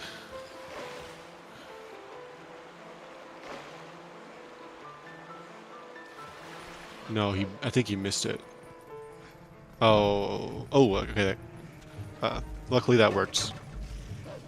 So you can use a bomb there to deal more damage to his tail. And that saved a little bit of time, but it's kind of awkward.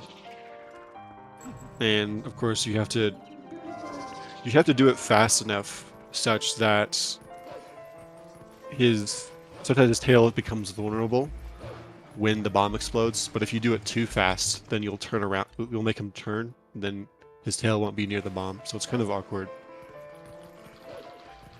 But now that he has the ball and chain, he's going to be getting 2 convenient orange rupees. Ooh, looks like... yeah. I just skipped this text. Okay, nice. So now that he got that orange, there's another orange at the start of Snow Peak that he's going to be getting. Yeah, it looks like Jacquaid, so that Bulbin Archer that he killed, you basically have to kill that, or else the Archer will knock you off of this rope every single time, essentially. Like, I think TAS might skip it, but RTA, you always have to kill that Bulbin Archer.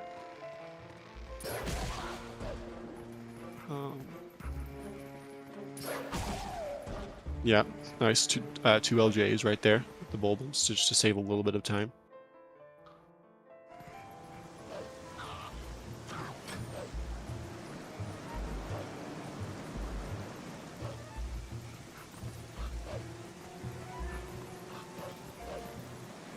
And yeah, anyways, it looks like he tried to kill that. He tried to spin that Bulbin into the water to kill it instantly. But I think he, like, was barely too far left or something. Didn't quite... Oh no! What the... Okay, I knew the bridge was dumb. I didn't think it was that dumb. I have never seen that before. Like, the collision on this bridge is really weird. Like, don't get me wrong. But he just phased through that. What was that? Maybe that's common and I just haven't seen it, but... That's crazy. Yeah, that bridge can be kind of BS sometimes, unfortunately. Collision is just weird and there's a bunch of gaps in it.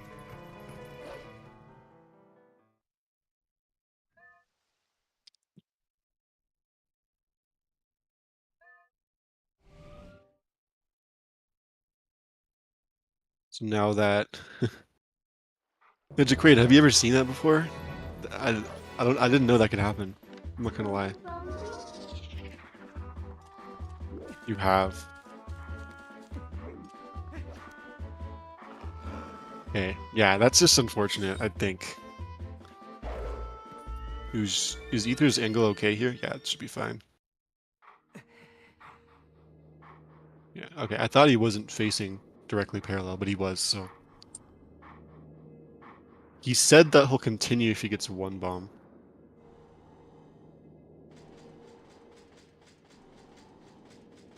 But I think he could play a 2 bomb and, like, still be in the race, I believe. I'm not completely sure, though.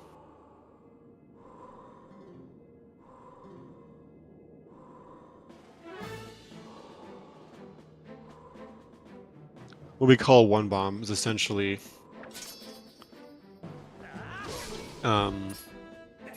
you only use 1 bomb to fight more fuel.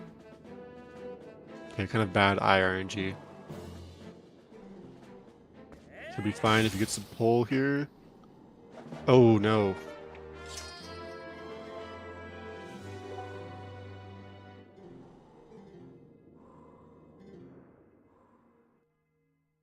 Well, let's see, because Jacquaid has about 6. He has about 5.5 minutes left of SPR, and then ball and chain is like 3 minutes, so it's 8.5 minutes until it converges, and then after Ether beats more fuel, he has to do MGH. So probably going to be 2 more minutes on more fuel. And then MGH is 6 minutes, and then he has to do ending blow. So I believe Ether is about like 1.5 minutes behind, or 2 minutes behind, I want to say. And that's assuming Jacquaid's SPR goes well. So if I'm doing the math right, then Ether is absolutely still in the race. I don't know, someone else can comment on that though if they want. Anyways, Ether did this earlier, but I didn't mention it. Okay, he's getting bad more fuel energy. Fortunate. But Jacquaid's doing map glitch here in order to disable loading zones. So essentially, if you pull the map and call mid on the same frame and then try to warp away, the mid call interrupts. Mid call interrupts. What's it called? Interrupts the warp sequence.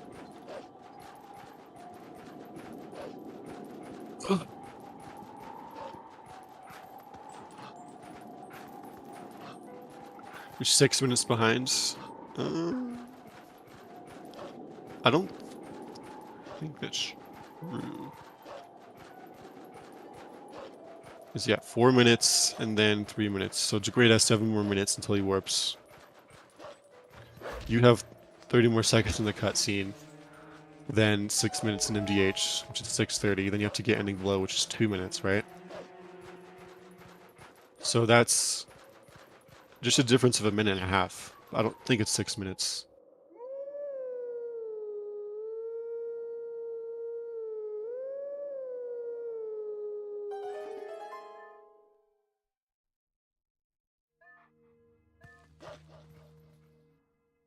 I don't know. I could totally be wrong though.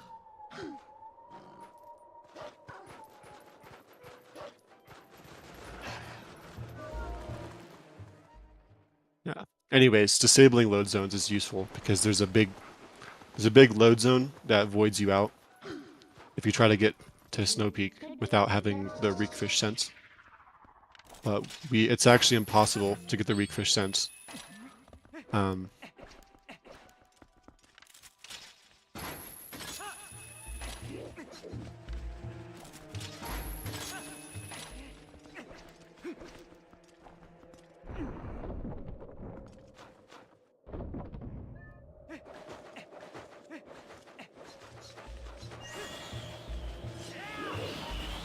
But yeah, what was I saying? Yeah, so we can't actually get the Reekfish scent because we did back in time, which locks us out of the fishing rod. So this is our one of 2 options for getting up Snow Peak. The other option would be Wolfo Super Jump, which in theory is faster, but it's like super hard. And there's just no point in doing that if you can just do map glitch.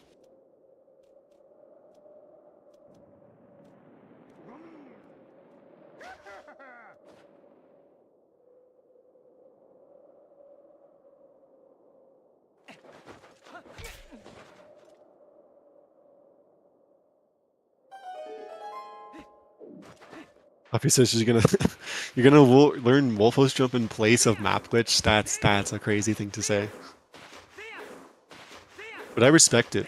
That's a cool trick. I think I'm also going to learn Wolfo's super jump. Because I think I want to run Wii all dungeons at some point, and optimally that skips. It skips what's it called?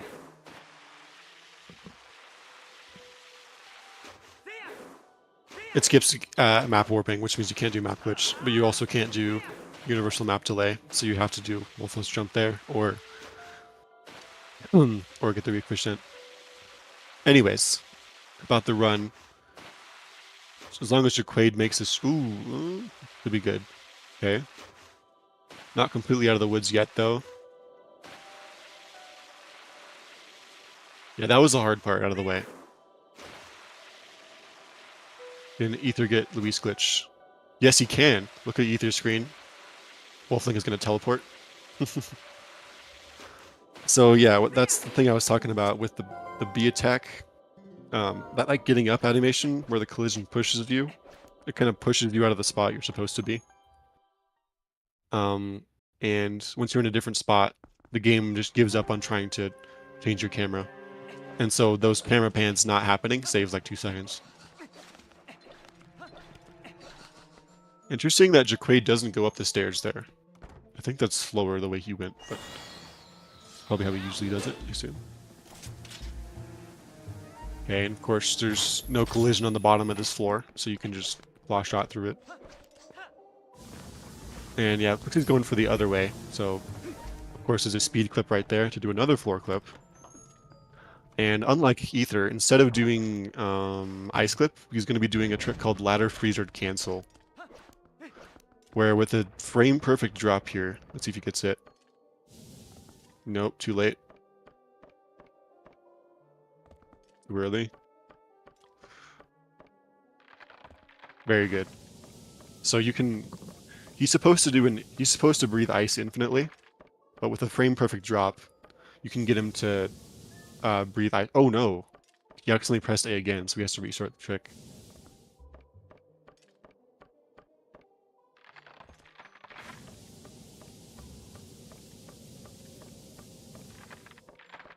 Anyways, yeah, looks like he got it third try or something. Or like he eventually got it, and looks like he got the second drop as well.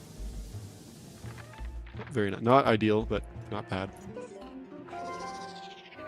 Yeah, so you can get him to do a normal attack, which allows you to climb up further, and then with another drop, which isn't frame perfect, I believe it's 16 frames, you got to do it again to cancel, or to make him do a normal attack. And that's useful because we need to get into this room as fast as possible. So I believe Jacquaid's Snow Peak is already going to be slower than Ether's, because Ether had a pretty good ice clip, but Jacquaid had some trouble with LFC. Good Dark Hammer fight though. It wasn't like completely ideal, but nothing too bad with that. Ether having better luck killing the bolt in there.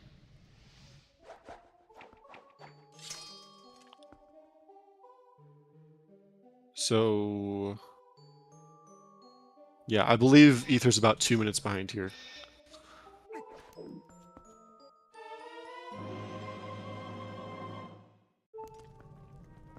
We'll see. Jacquaid's also going to be careful to not get too close to this piece of armor. So, because if you break the armor in one frame, the bubble won't. Or if you break it takes 2 swings to break the armor, and if the second swing happens 1 frame after, then the bubble won't spawn. So, in order to avoid that, he's standing a little bit like he's not standing right next to it, just to be safe. Because not being able to get that orange rupee kind of sucks. But luckily, for some reason, if you stand to the left here, it is also safe, so...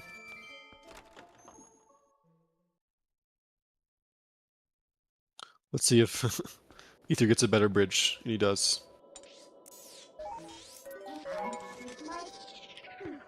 Okay. I'll tell you exactly how far they are in just a second. So 143 on the dot, and then all Ether has to do is get ending blow, and then he'll be doing the same thing Jacquaid is doing. The routes will converge.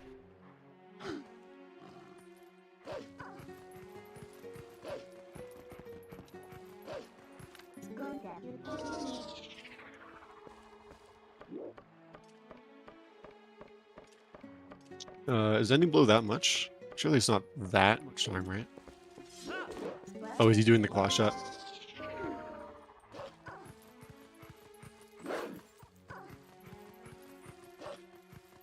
Do something. It's probably right. Yep, Ether is ahead now, for sure.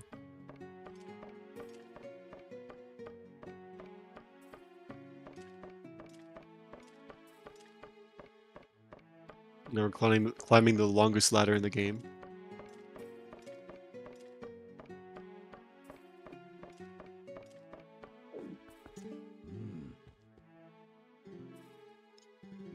Yeah, this is the only way we know of to get into the desert. We don't know any crazy way to get into it early. We have to beat Linear Twilight. We have to beat Minda's Desperate Hour in order for this Argo guy to spawn here. And so we can get Aru's memo and show it to Fire to warp to the desert, or to... I guess I should say to get launched to the desert.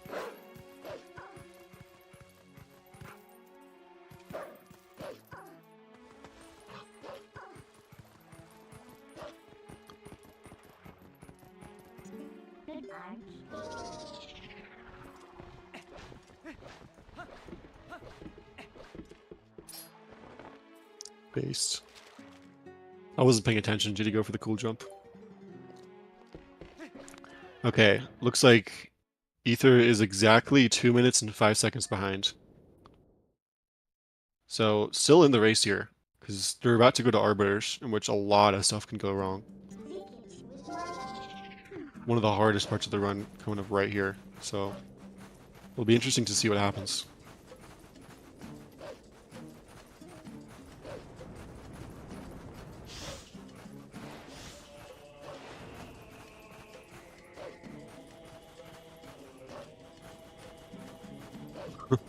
True.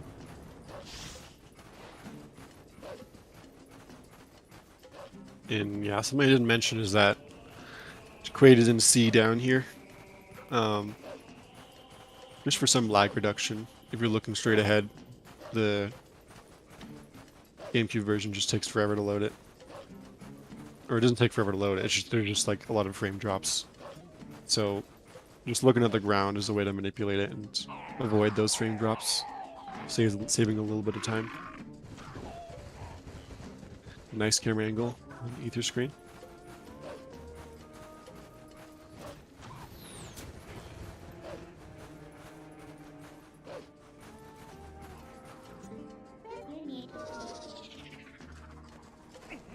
Luckily, we don't have to, since we have the ball and chain, we don't actually have to ride these boars, which are kind of annoying RNG in other categories. Wow, pretty fast human clip there. It's technically faster to clip as Wolf there, but it's also a lot more BS. So, ooh, what is Jacquaid doing? He might have got an analog glitch there. I'm not sure exactly what happened there.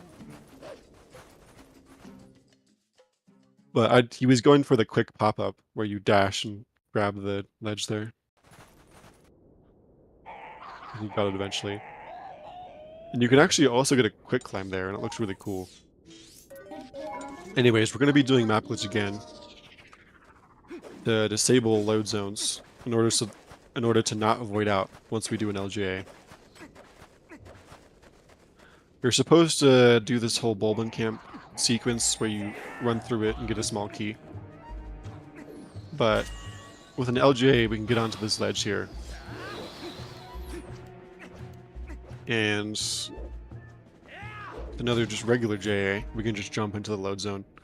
And this cutscene trigger is not affected by a map glitch, which is lucky for us, because the next cutscene loads an area which disables map glitch. Ooh. You guys gotta be careful! Okay, that's good. So if Jacquaid had gotten hit there, that would have been a 5-minute time loss. Because with map glitch active, you can't press the prompt to say yes after game overing. Doesn't show up. So he would have to reset and load the save he had after ball and chain. Luckily that didn't happen though.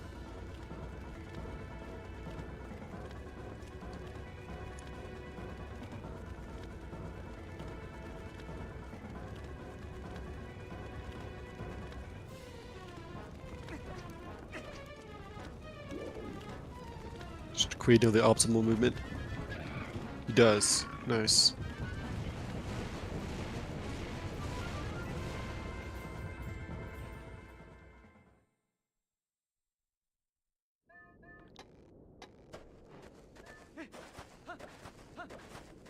Oh, did Ether do the wolf clip? I wasn't paying attention. Alright, anyways. Jacquaid forgets to split, nice.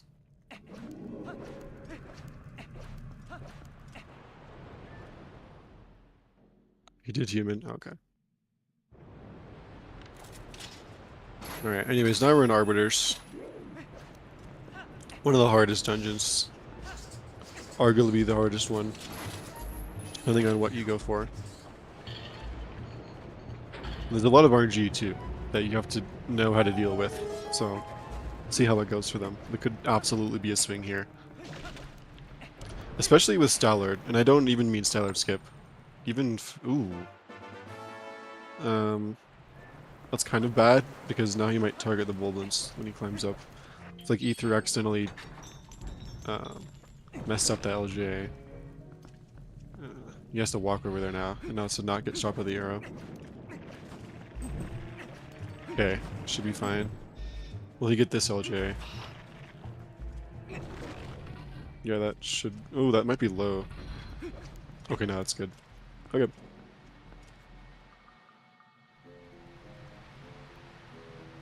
Oh, did Ether skip the lake bed heart container? I just realized that. He must have. He only has 3 hearts. Interesting. I'd say City in the Sky is the hardest. It's definitely debatable. Oh, we did it yesterday? I didn't notice. I guess if you don't go for Stallard skip, it's like more reasonable to skip that heart container. I assume he's gonna get the Stallard heart container.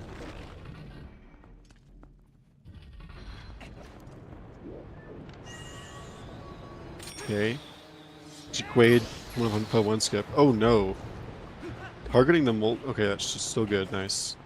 Yeah, the mold worms can be really annoying there. But it looks like it wasn't too big of a deal.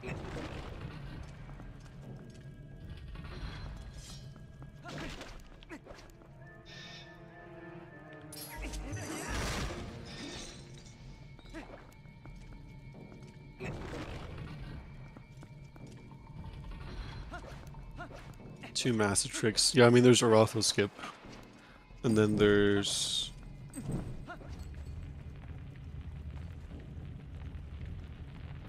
I mean, I guess you can retry Arotho skip, though, so I'm not sure what you mean. Maybe fan activation skip and Argon cutscene skip is what you mean?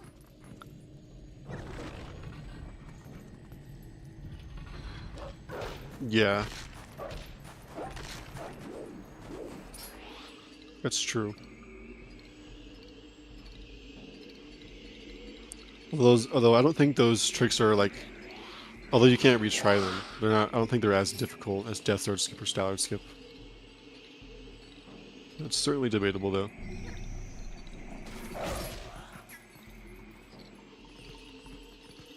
GameCube Kai clip. Yeah, that's a little bit harder than Wii Kai clip, but it's not like super hard or anything. But it's not an City is not an easy dungeon like at all, so it's definitely could be considered the hardest.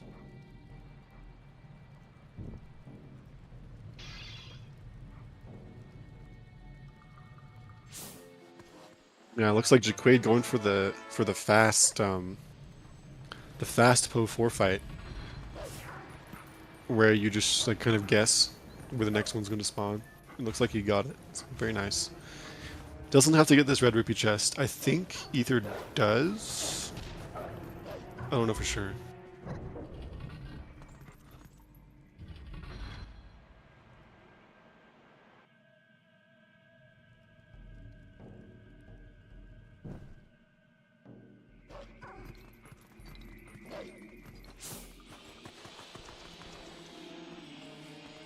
Anyways, by the way, some people don't know this, but you actually have to sniff the PO scent there, or you won't be able to dig. Even though it looks like we got that PO scent for no reason. Because obviously we know where everything is. Oh no. You're failing and getting Moldorm too. Didn't void out though.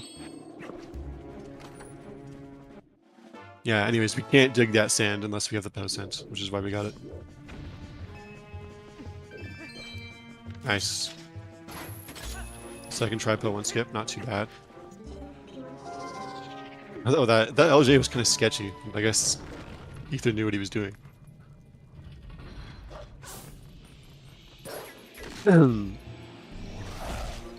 Excuse me. Yep, it's another reason why having the ball and chain is useful in this dungeon. The spinner isn't that useful. Oh no. Jacquaid getting screwed over by target priority a little bit. Losing like 20 seconds here probably. Okay, that should be fine.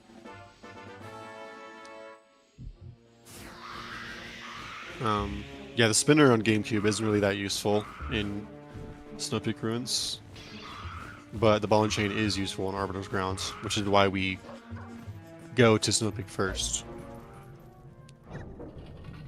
As for why we go to Snow Peak at all, it's because there's one required. You may have heard this before if you watched TP Speedrun before, but there's no other way to damage Zant in his Blizzetta phase if you don't have the ball and chain.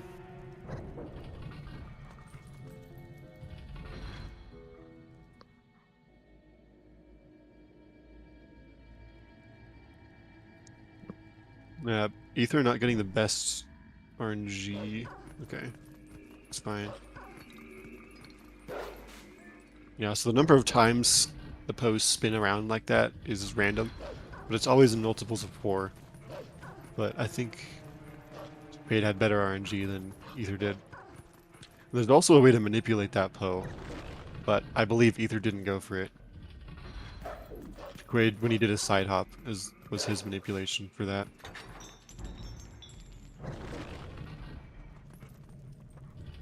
Yeah, so Ether does have to get the red rupee chest here, or else he won't have enough rupees to repair the cannon. Nice, okay. And now Jacquaid is going to be doing... Oh no, that's not good.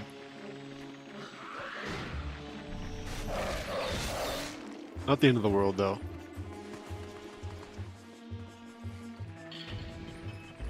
Yeah, so what Jacquaid was trying to do there... Oh yeah, he doesn't have red rupee text.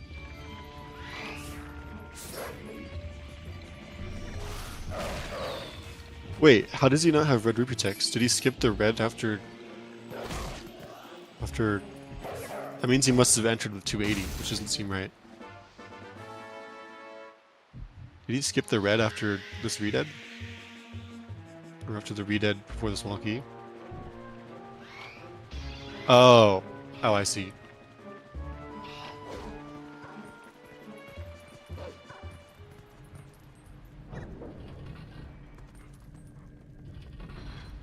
Anyways, what Jacquaid was trying to do there is he's trying to target those Stalkins such that you mid a charge through the redead once, then while attacking those Stalkins, his hit cooldown, or he becomes vulnerable again once you attack the last Stalkin, and the angle at which you attack the last Stalkin should go through the redead. Or actually, no, I don't think that's how it works. I think you just attack the redead again if it still has health. Never mind. Anyways. Ether getting the funny frame-perfect double pull.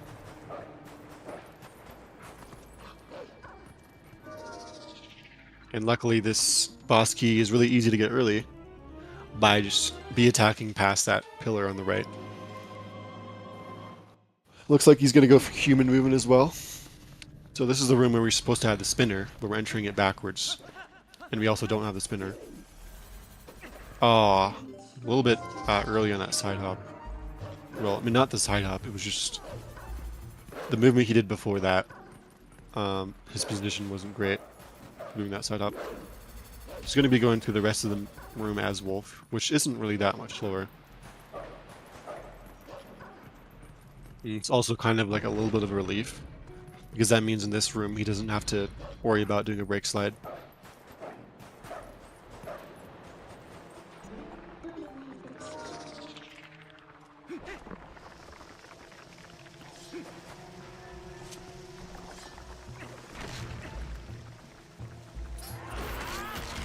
Oh yeah, it's not gonna work. Okay, that works. Nice. Okay, so he tried to kill those not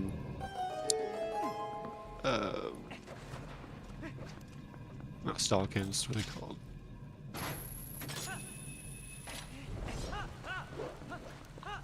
He tried to kill those guys with bombs, but I think one of the first one missed a little bit, so we just opted to kill them with the ball and chain, which is smart.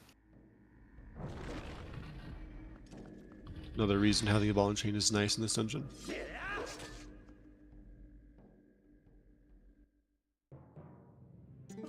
Alright, I believe both of these guys go for Death Sword skip.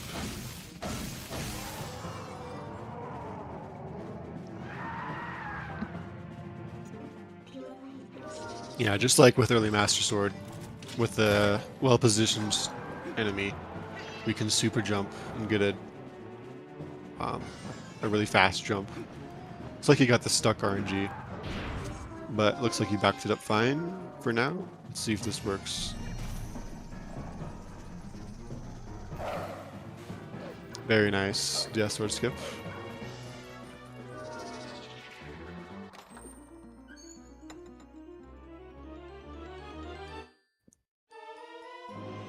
Alright. So, yeah, 2 hour 45 spinner, and he's just getting into the Podor. So yeah, looks like Ether is about 2.5 minutes behind if he golds. So we lost about at least 30 seconds in this dungeon.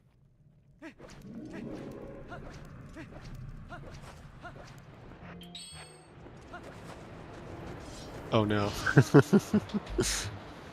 Well, Ether gained some time back there, potentially.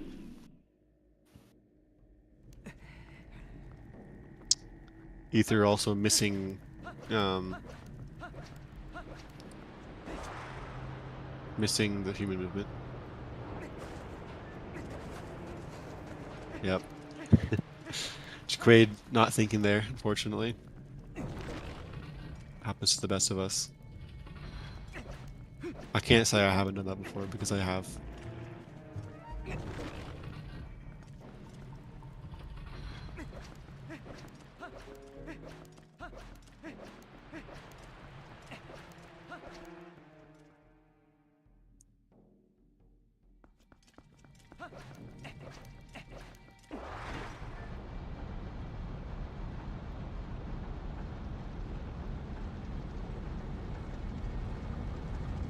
So if I know Jacquaid doesn't go for Stellar Skip,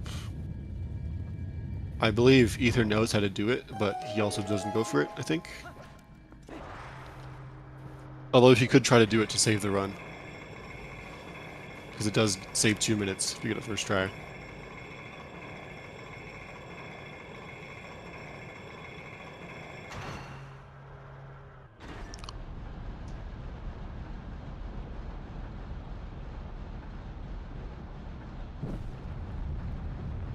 Alright, let's see how Death Sword goes for Ether. Interesting, opting to bite him here. Safer, but a little bit slower.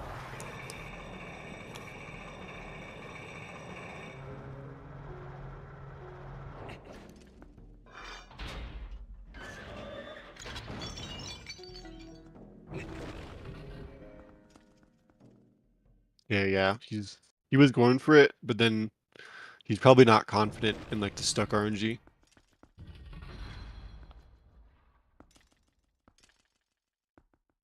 Okay, well he's going for it again.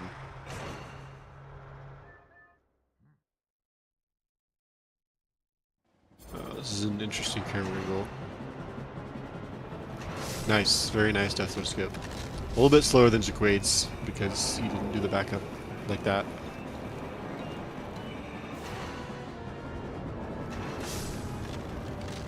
Alright, good. Second part of phase 1. Stallard, Jacquaid. Now the hardest part. Yeah, it's not gonna work. Oh, no? Yeah, not gonna work. Almost did, though. Yep. Great having a bit of a phase 3 moment. Or phase 1 part 3 moment. It's just BS, I'm sorry. There's nothing I can say about this phase to give it justice. It's just stupid. The places that the style troops spawn are RNG. Well, yeah. Some of them are guaranteed, some of them are RNG. Not the worst not the worst phase 1 part 3 in the world. But not ideal.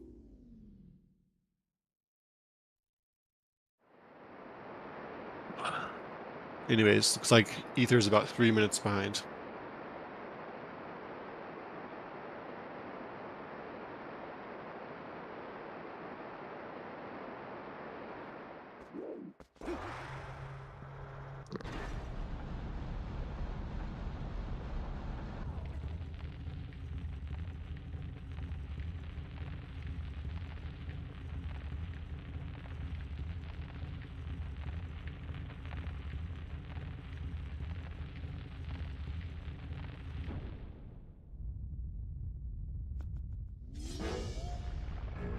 And for this part of Stallard, you're supposed to go up the spinner rails and like go back and forth, but with a well-timed spinner, after rolling 5 times, you can get something called quick knockdown. Looks good. Nice. Now he just has to not fail this one cycle. Okay.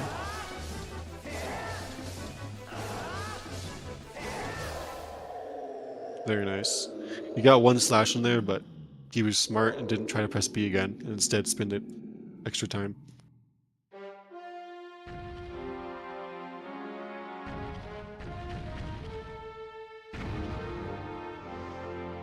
So yeah, about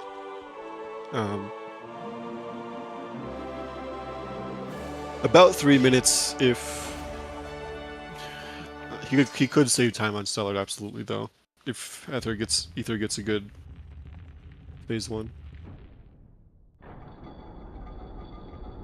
Okay, so he is going for Stellar skip as a chance to save the run.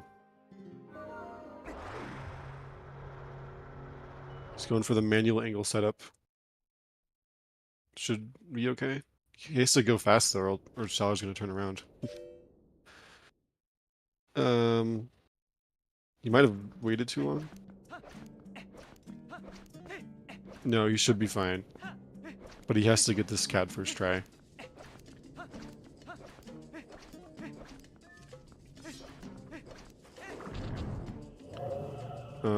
CAD looks good. Very nice. So that's the hardest part of the trick out of the way. You L slide in a very, very precise position while claw shotting an actor. You can actually bring it to you instead of going to the Joseph. Okay. Good wall clip. So it all depends on if you can do the bomb boost. I believe you might be matching. Let's see though. No, he's gonna buffer it. Moment of truth.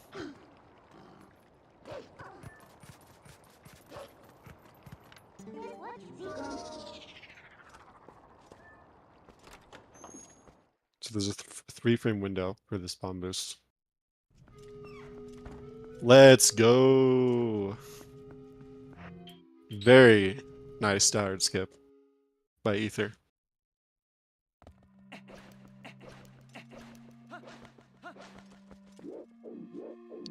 So he's gonna save about closer to a minute there, because that wasn't the fastest out skip in the world, but he's definitely saving some time there, so it did pay off going for it.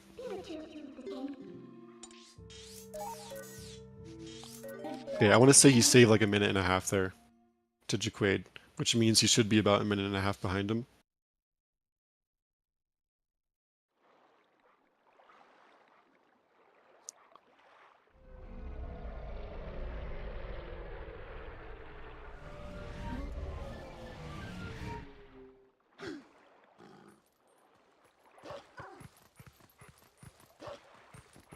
Yeah, anyways.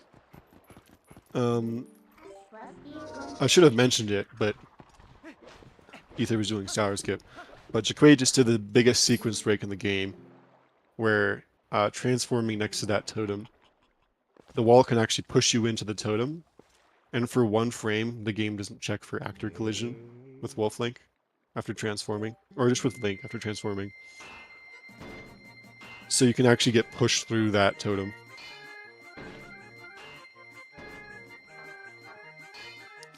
And of course, that skips the whole side quest that you do, that you're supposed to do after beating Temple of Time and trying to get to City, where you collect the letters, whatever they're called. But of course, we didn't do Temple of Time, so we're not going to Temple of Time at all. So we got to do that, and that's why we got map warping, because this trick is impossible without it.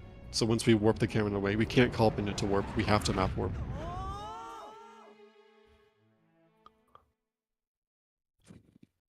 Okay, we'll see exactly how much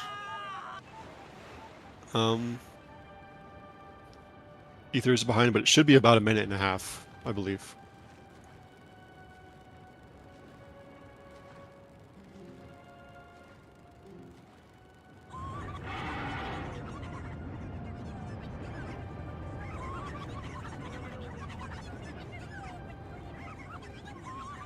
Anyways, now we're in City. City's a pretty cool dungeon. All the fun movement you can do.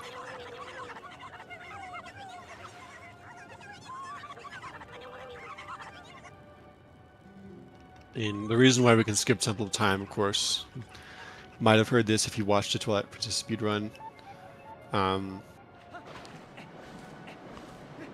The game only checks for the last mirror shard, so it doesn't check for the Arbiter's Grounds or Snow Peak or Temple of Time mirror shards, only the City one.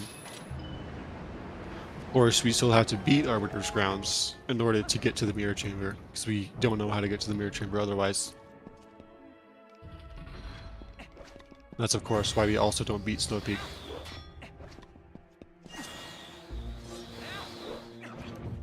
Alright. If you look carefully, Jacquaid is going to be doing a very important trick right here, where he transforms far away from the door there.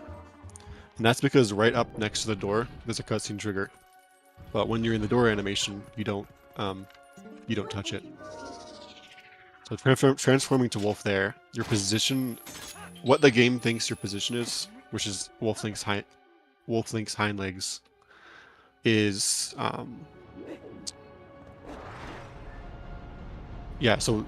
position that the game thinks Link's at doesn't change when you transform to Wolf-Link. But since of course Wolf-Link is longer, you can open the door from further away. So you can just open the door from farther away, walk over the trigger, and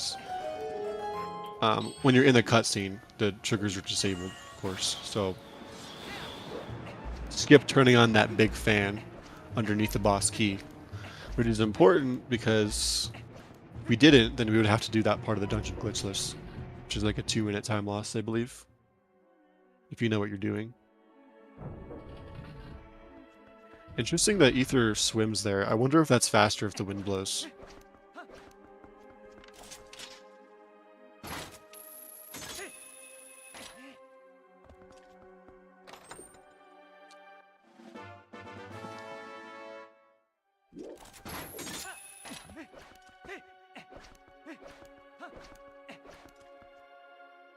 Anyways, we went to this east wing in order to get the small key.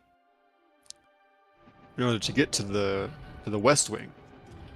And technically, you can skip that small key without any hidden skills, but it's TAS only. No one has ever done it humanly. without any hidden skills. Humans have done it with Jump Strike, and it's extremely difficult, but it's at least doable. But the task can do it with just jump attacks.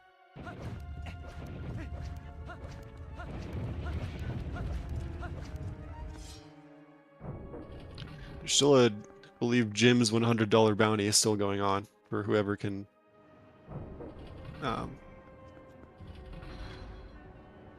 whoever gets that humanly.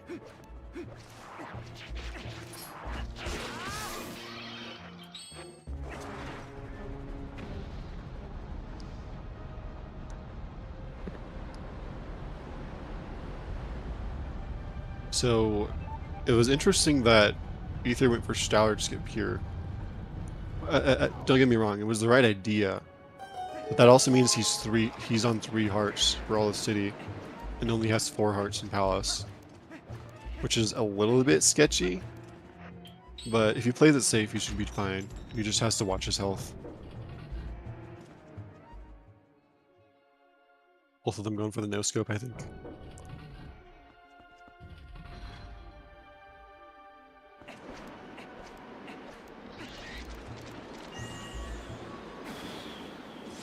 Just skip this whole room with an LJ real quick.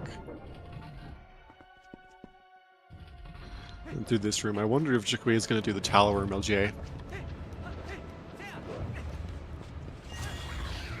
No, that was also the right idea, because he would have targeted the bat or the keys had he done that. Now just another LJ to get past here, and we're through the room. Yeah, with a well-timed, what was I gonna say?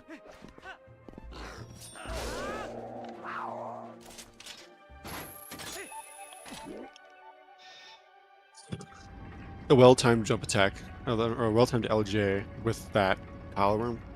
You actually don't have to use the boomerang. It's a little bit faster, but with that keys RNG, he would have targeted the keys, and it's not what you want. So.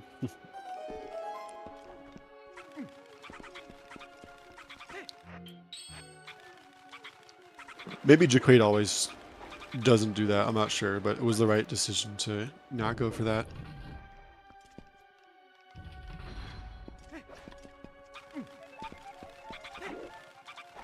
Yeah, Jacquaid coming up on a trick called Uku Jump, where running off this ledge in a semi-precise method, you can grab this ledge. Look, he got it, nice. Having a little bit of trouble climbing there, but all good.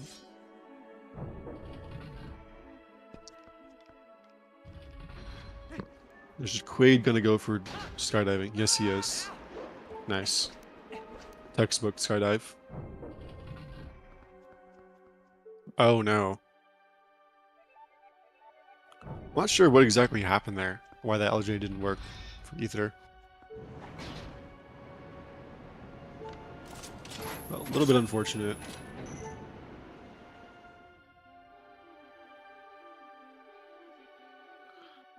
Ether has to watch his health here. Yeah, he went for the LJ without C-upping there. But if you hit the right side of the door frame, it comes back too fast. Anyways, Jacquaid is going to skip fighting the Seralphos with a well-timed angle buffer and some C-up A cancels.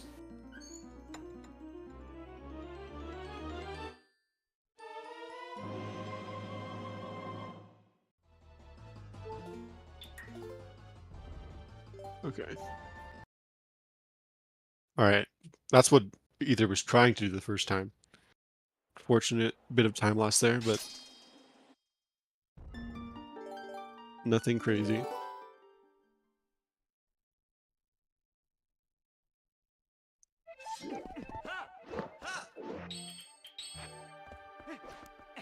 So essentially what angle buffering is when you move fully left or fully right or fully up or fully down in C-up, you move the same number of units every time.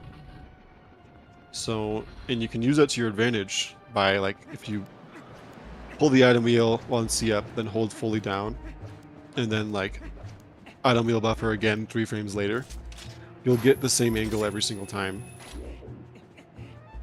And that's useful because this is a really precise pixel shot for a Ralpho skip.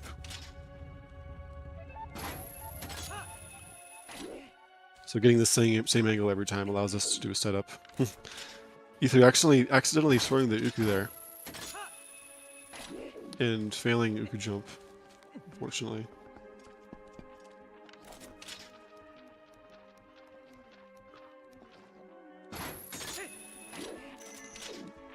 Jacquaid coming up on Kai Clip, another very precise trick. Should be fine, yep. Nice.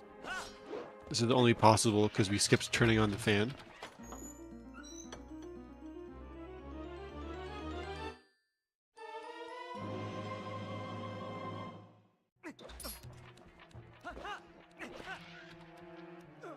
Alright, pretty nice Kai Clip movement after it.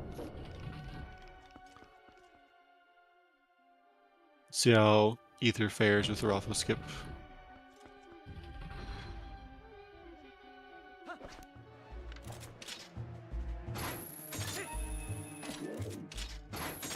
And now, there's a big fan right here that Jacquaid skip turning on because you don't actually need to. We can just do some class shots here and then a double LJ right here. Jacquaid taking his time here. Alright. Good. Okay.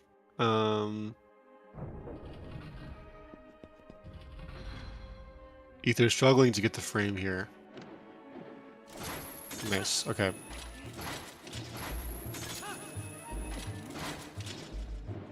So yeah, Ether almost exactly 3 minutes behind.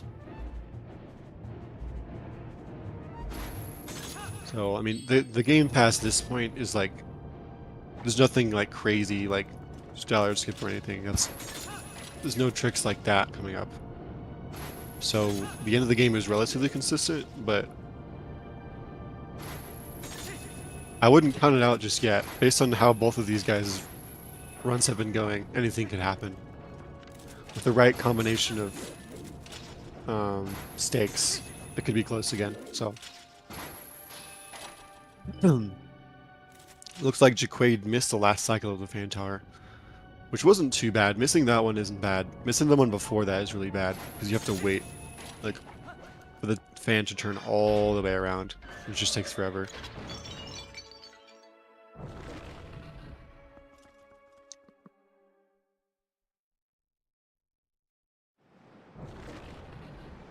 I wonder if Jacquaid is going to go for the faster Argarok strats. First, he has to do Rob Shot. Here's another very precise claw to try to get to the top of these vines here. Should be good. Oh no, that's bad. That's really bad. He got dead pixel. So if you claw to like the very edge of the vines, and you don't actually grab onto them, the game thinks you're onto the wall. So you just have to avoid there. There's nothing you can do. Okay, second try though.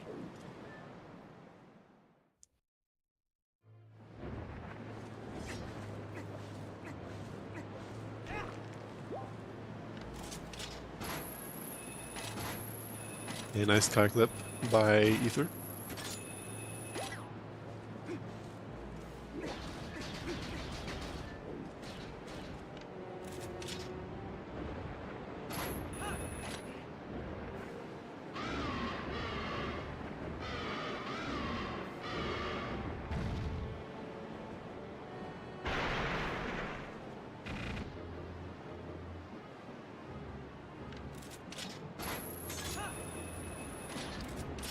And now,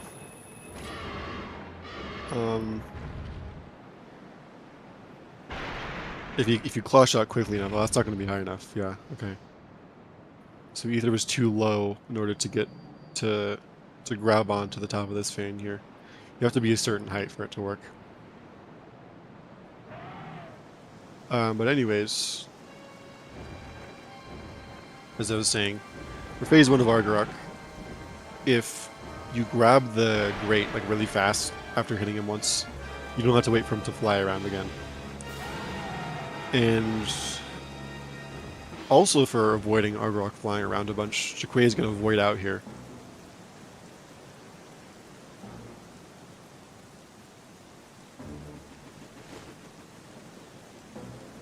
And Ether has some opportunity to save some time here because of Jacquaid messing up the fan tower. So things like that, they can add up. So we'll see what happens.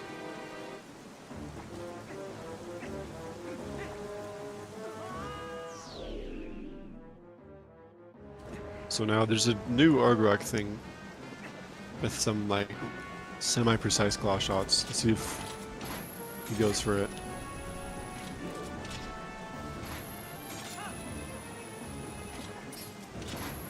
Yes.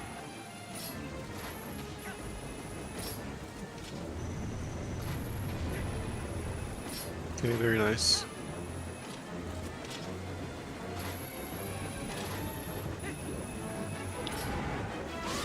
So, I guess it's kind of complicated to explain. What we're doing there is called a flame cancel, where if we sink low enough,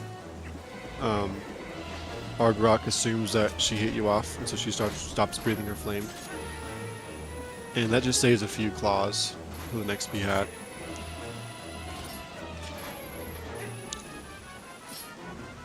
Ether having some trouble finding the pixel for Rob shot. It's kind of low, but it should be fine. Yep, didn't get dead pixel. Anyways, we'll see Ether going for the normal strat, but what Jacquaid did there was he didn't actually wait for Argarok to roar there and just clawed twice immediately, which was recently found by Beast in his tasks, and people have started doing that RTA.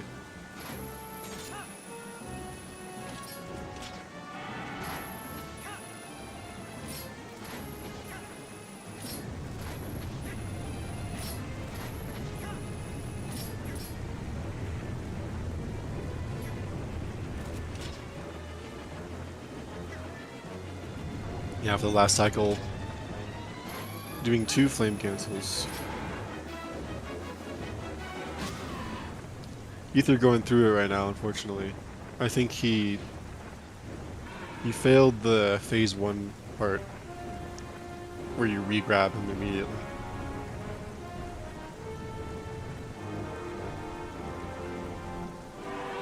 Both of them kind of going through it right now. This run is far from the expectations they have of themselves, unfortunately. But, you know, it happens. This game is really unforgiving sometimes. As fun as it is, it can be brutal. It's not an easy speed game.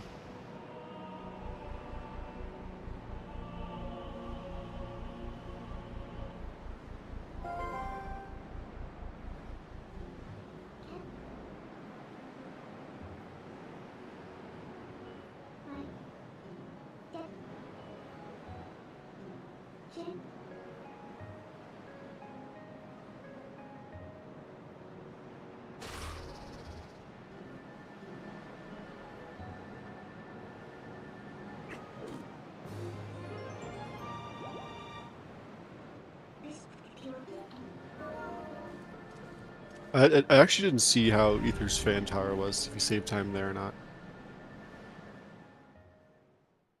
But he did definitely save time with not getting dead pixel, I believe.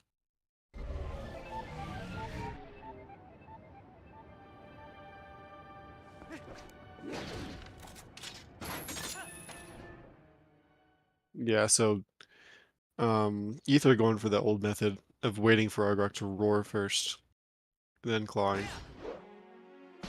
Which only is about 2 seconds slower, it's nothing crazy.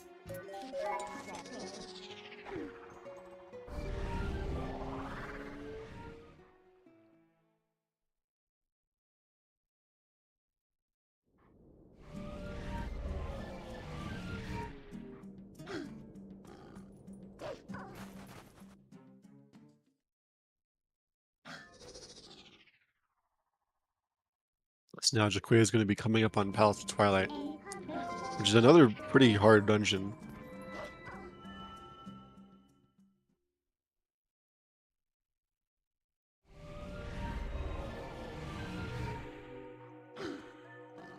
And he's intelligently transforming before going through the entrance, because the walking out cutscene as Wolf is a lot faster.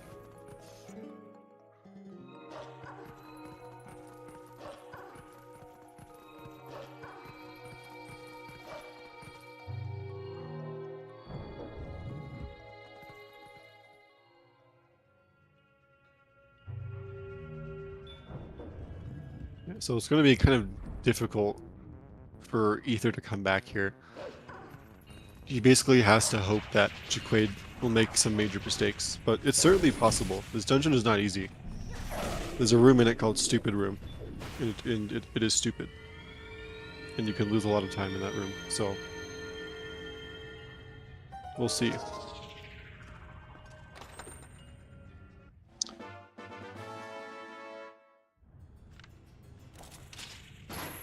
Yeah, so Ether's going to be about 4 minutes behind.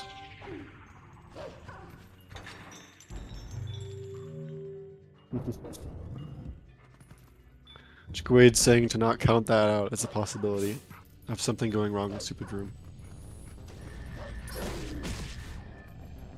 As of how this run has been going. Interesting that he mid-charged the Zant head from the front.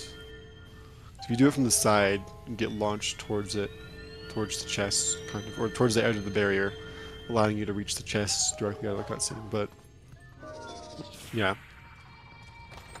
Still pretty fast, though. Excuse me. Still pretty good, though.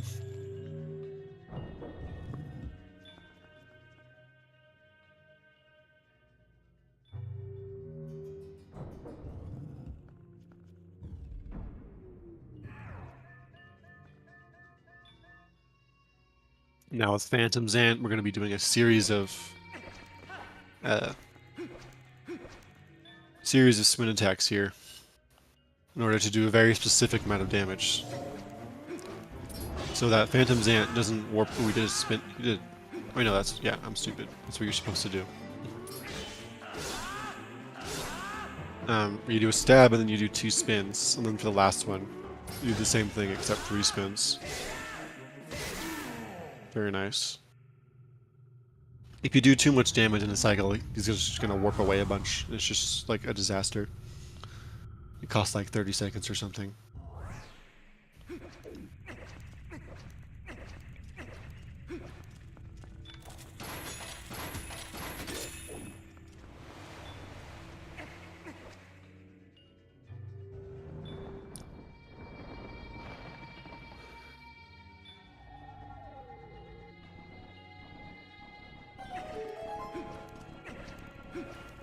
Now, just like with Stallard Skip, we can do an L slide here, where we press L to change from third person, and for some reason, if you're holding a direction, you like slide while glass shotting something. And that's what makes Stallard Skip possible, because doing that allows claw shot active displacement to be possible, which is where we move the enemy wherever we want.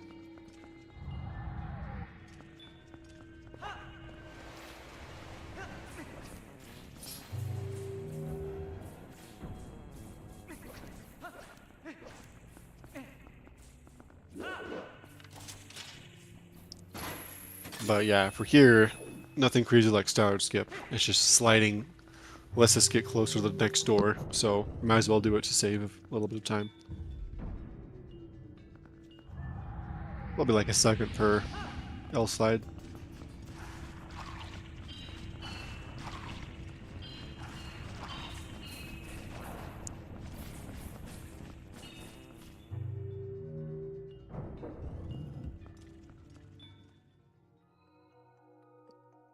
Yeah, pretty good first half of Light Sword. Wasn't like perfect, but nothing bad happened, so.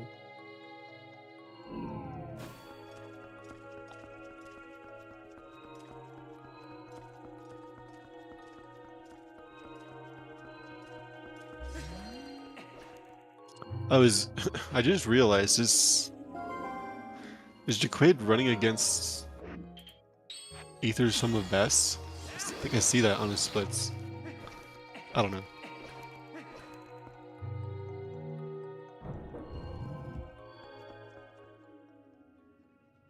Anyways, this is Stupid Room. This is one of the hardest rooms in the game, and there's just like kind of some RNG with the keys and with Phantom Zant Head, or with a Zant Head. Let's see how Jacquaid fares.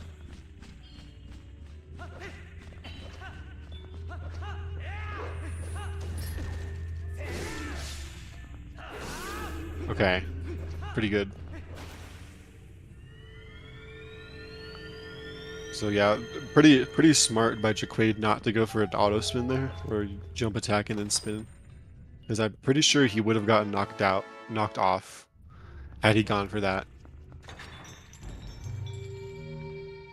Because that would have killed him, the Zant Head instantly, but he would have gotten hit by the ball.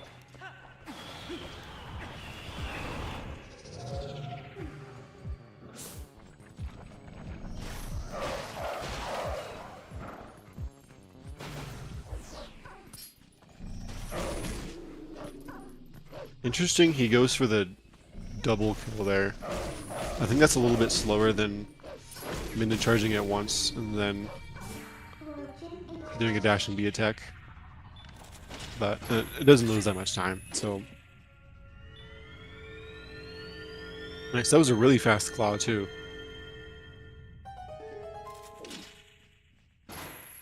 Yeah, you can actually claw up here before the cutscene starts.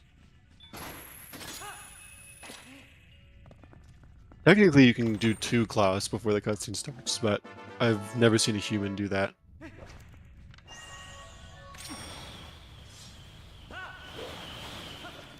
Nice LJ.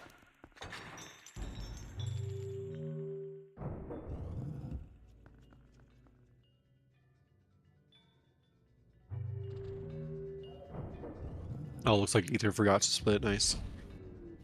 I wasn't paying attention, but I think his Phantom Zant went fine.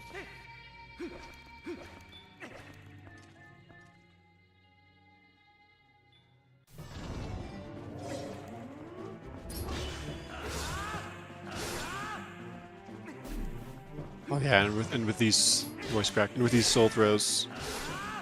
Oh, he has to watch his health here. No, he's chilling for now, I think. Yeah, with these soul throws, you can just throw them and then already be at the top of the staircase to save some time, by the way.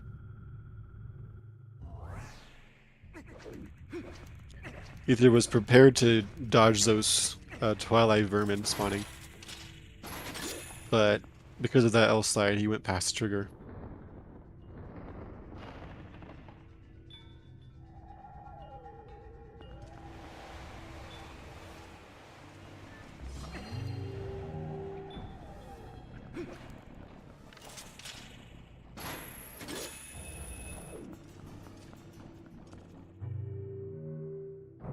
Yeah, fine Phantom Zant fight for Jacquaid.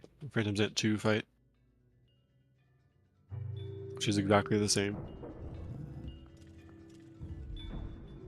Yeah, Ether does have to be kind of careful with his health here.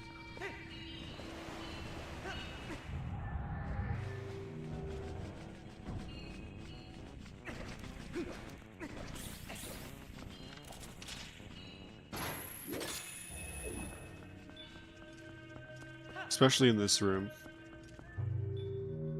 But we'll see how it goes.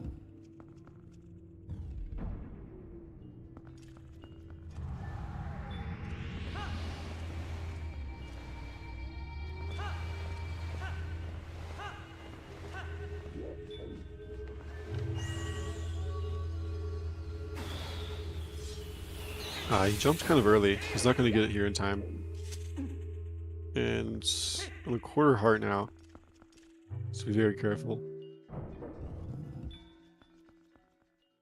Nice.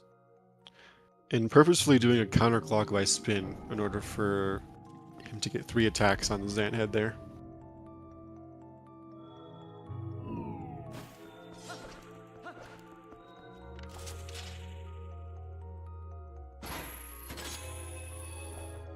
Welcome in, Raiders. This is the grand finals of the redemption bracket for the Wolfdash 4 tournament, which is a Twilight Princess any % tournament. This very well could be the last match of it.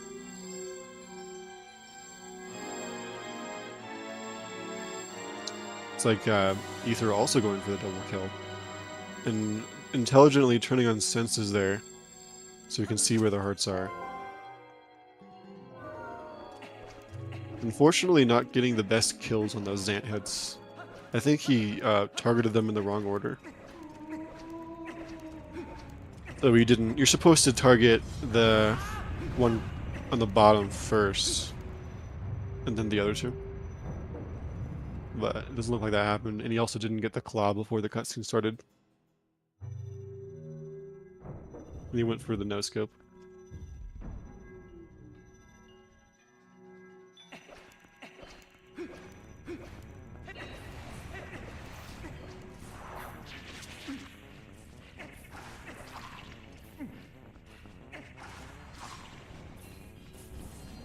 Jacquaid coming through the double soul room, which is... This room is one of those rooms where, like, if you get hit, it's just a disaster. And you have to kill everything, or else it will be impossible to go forward.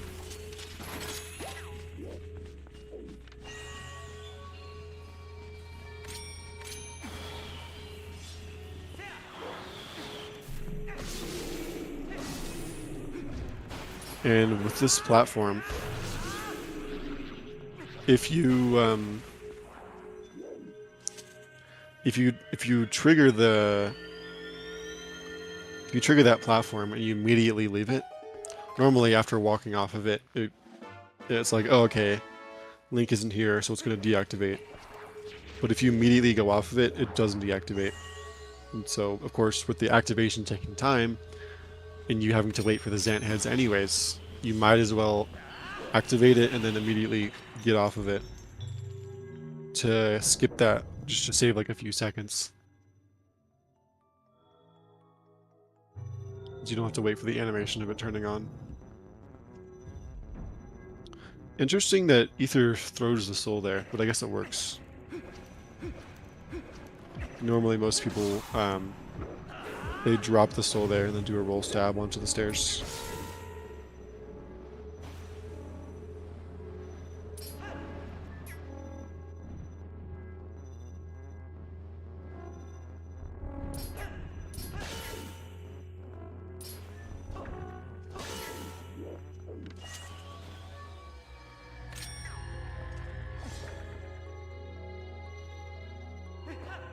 Yeah, and Jacquaid intelligently not going for that LGA.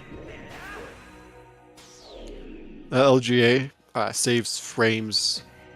Saves frames if you get it, and it loses like a minute if you don't get it, or like 40 seconds or something.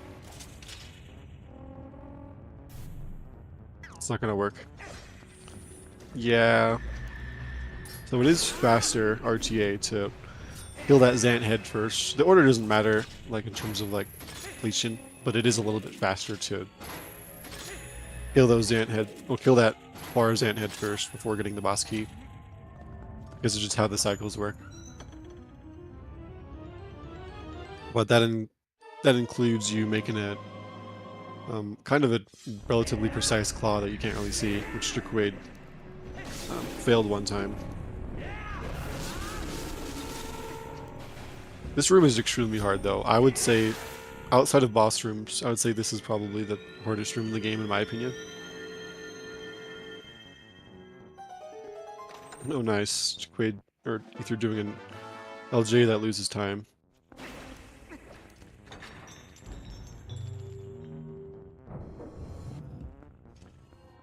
Well, maybe task saves time if you like do it perfectly. I'm not sure. But yeah, now we can see the comparison. Looks like, yeah, Jacquaid, or sorry, Ether is almost exactly 4 minutes behind. Now, Jacquaid gonna try to go through this room really fast, so he makes a platform cycle. There's a platform at the top of the room that's constantly going on. Oh, nice. Ether skipping that miss with an LJ, which is also slower, I think, but it's pretty swag.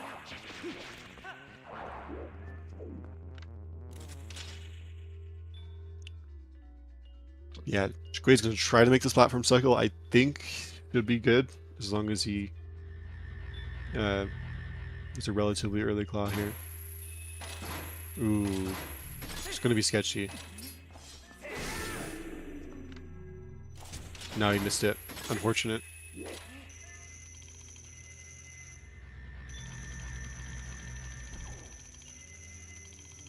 Not like a crazy time loss, but it's probably like 20 seconds. 15, I want to say.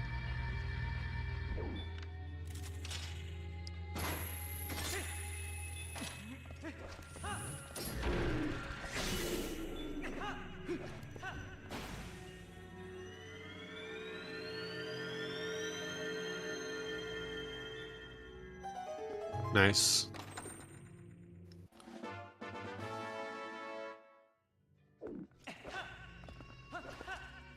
One more LJ here. Looks good. Very nice. So the LJ's Ether is about to do is also a little bit sketchy, but it's nothing horrible. Nice.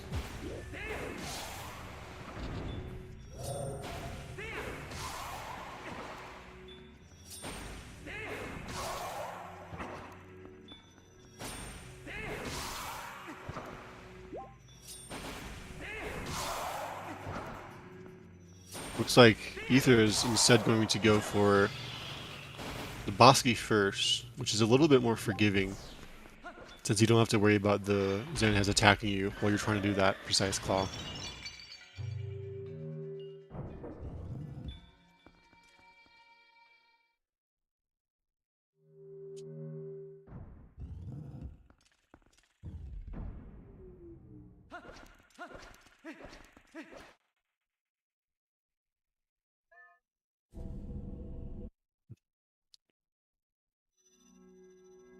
I'm guessing Ether's also going to go for the sketchy LJ here,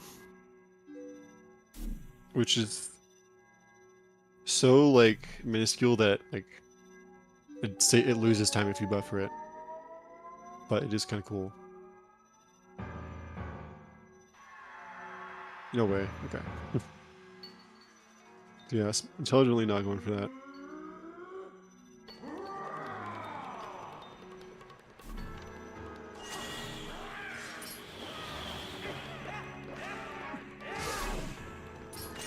Okay, very nice by Jacquaid. So the fourth hit of the combo actually does like important damage.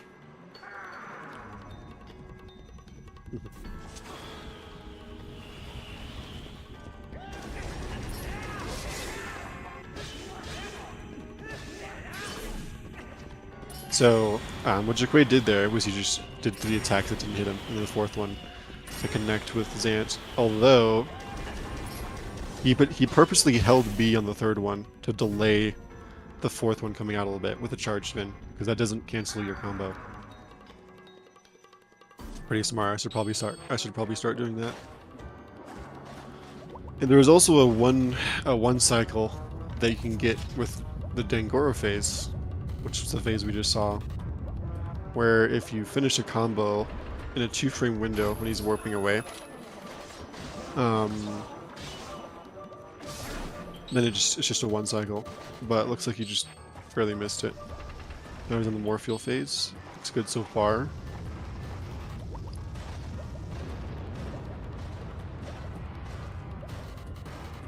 Ether also has to be careful with his health here, but it looks fine, I guess. As long as he doesn't get damaged by the Zant head after this one, then he's chilling.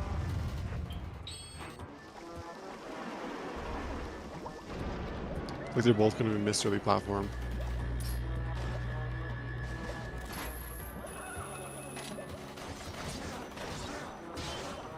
Jacquaid also doing a very specific set of attacks, left, right, down, or left, right, forward, back.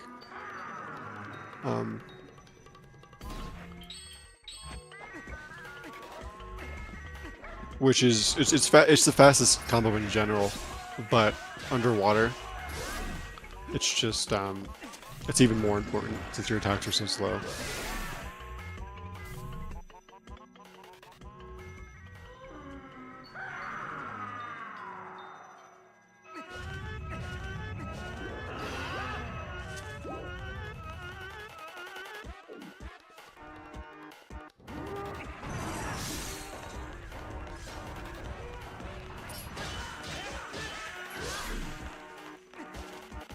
And of course the one required use of the ball and chain. Classic. Then yet again, only the fourth hit of the combo matters. Although this time we're not going to be like purposely trying to miss the other 3 hits to avoid the hit stun animation, because that's just like not really like reliable.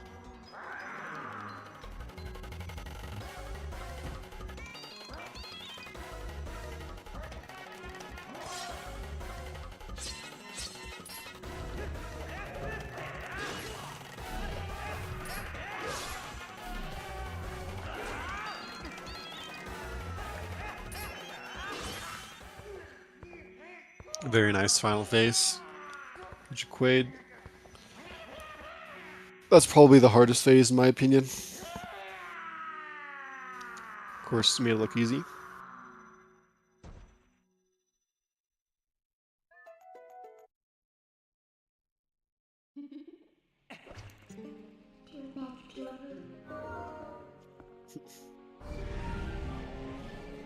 They're both in the same room. Let's go. Okay, so 250 Palace, Jacquaid. So he's roughly on pace for, I want to say, 307, I want to say. That's probably the pace he's on right now. If things go okay. I think a 306 could be possible.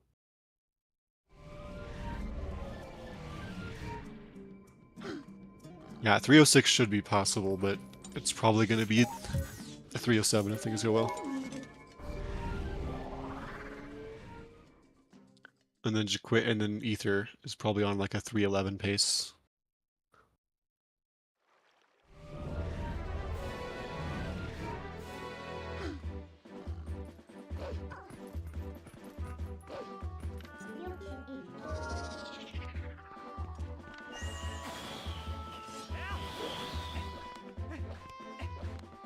There's another Mailman trigger skip you can do right there with an LGA, just like the one on Harrow Field.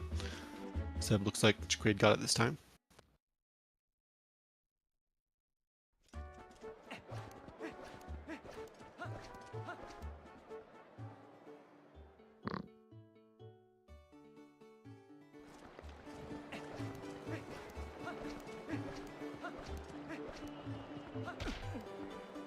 Nice. The run is verifiable.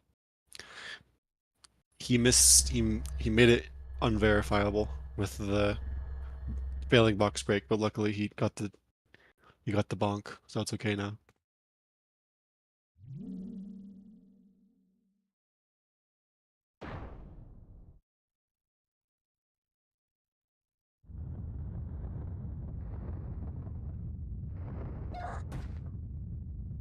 Now the longest unskippable cutscene in the game.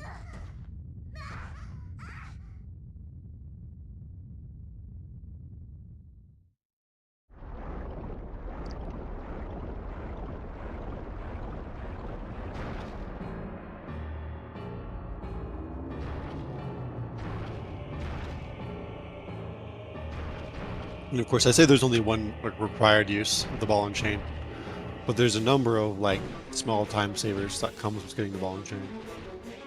Like for example, as I mentioned earlier, with Arbiter's Grounds.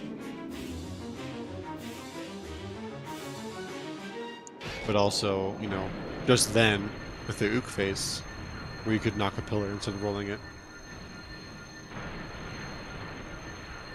Then we'll see it again in Harrow Castle with some Dark Nuts, or a Dark Nut, potentially, and Inner Alphos, and Beastgating.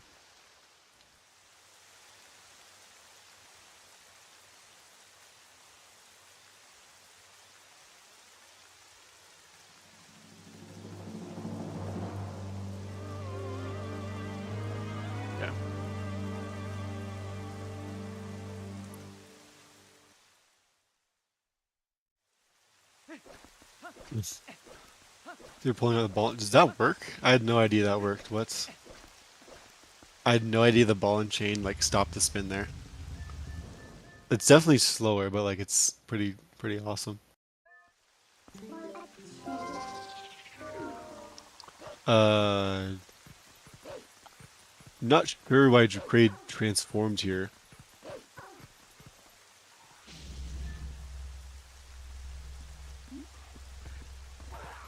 Oh, does he not have a bomb?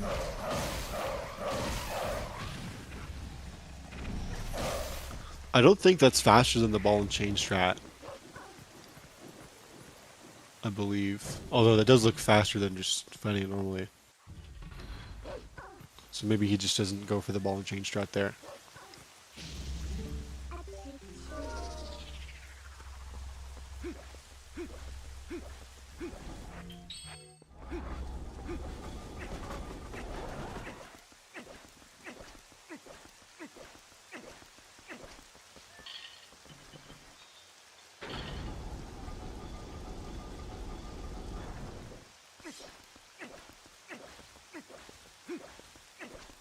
Oh, it does?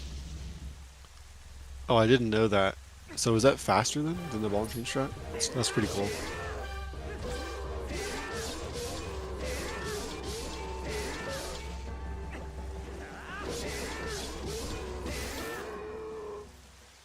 Alright, pretty good. AB4. There is a way to one cycle it, but it's pretty precise and only saves like a second.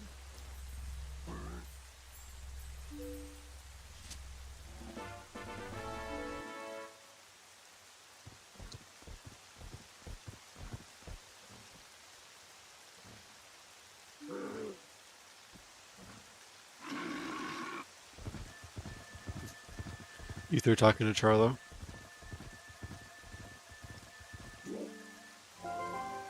Yep, there's a 1 frame backflip where you can save warp and skip this mid text. Although it's very difficult because like you have to be holding L and down and A and spamming A and also be prepared to just press start.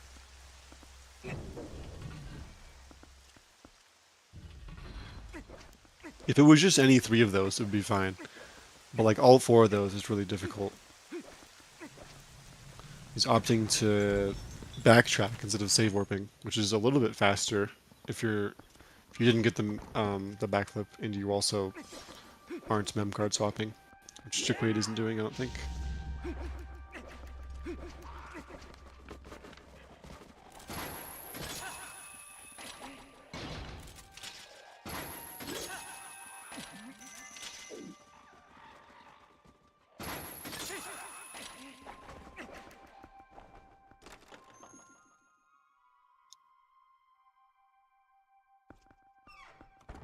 Now we might see the ball and chain strat be used on this Dark Knight here.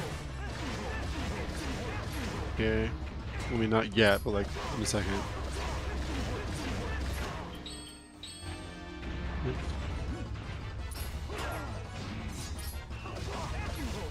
So if you attack him a few times... Oh, it's not gonna work. Yeah. It's okay, it's still fast.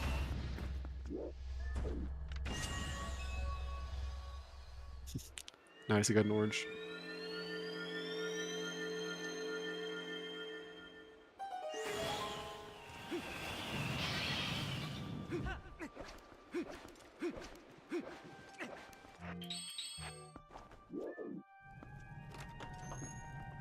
Let's see if Jacquaid goes for the fast lantern strat. I'm curious. He does not. It's okay, it only saves 0.2 seconds.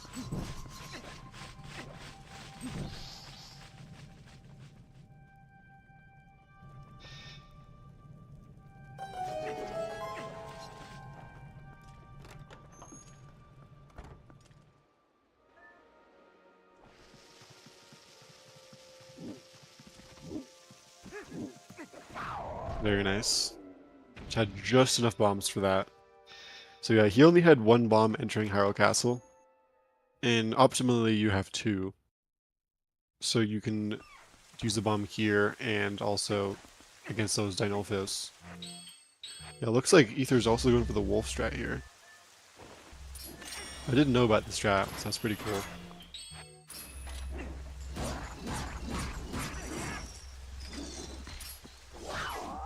Nice. And, Jacquaid also getting the ball and chain strat against the Aralthos there.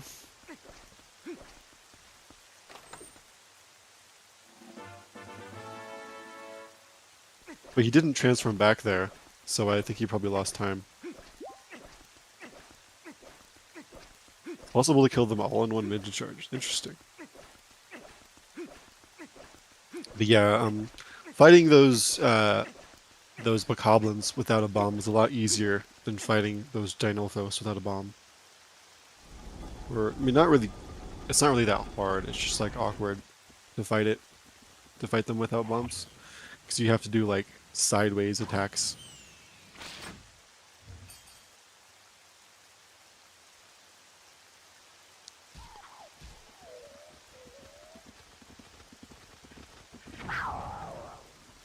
Yeah, I mean, it's probably, yeah, I can definitely see it being faster on HD.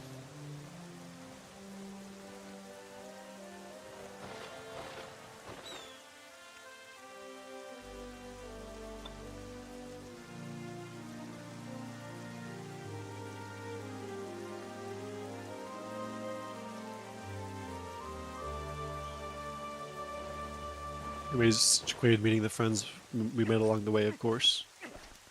Everyone's favorite part.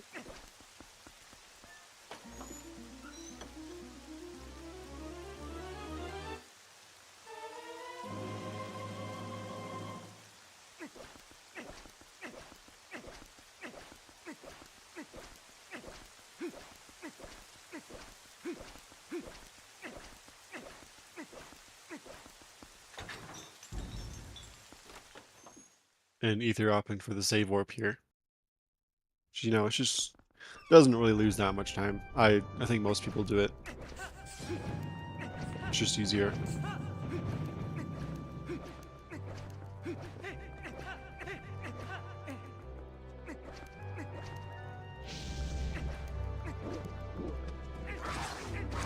Okay, for the 2/ method here. There is a way to jump spin both of them, but it's kind of hard.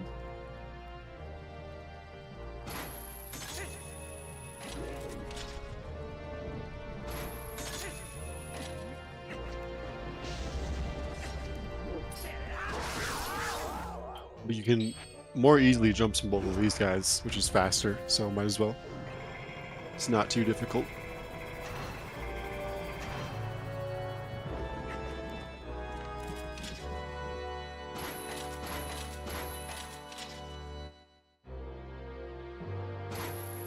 A little far away there, so you tried to find that claw. Interesting that he didn't equip Ball and Chain. I hope he's not going for Zelda Crash.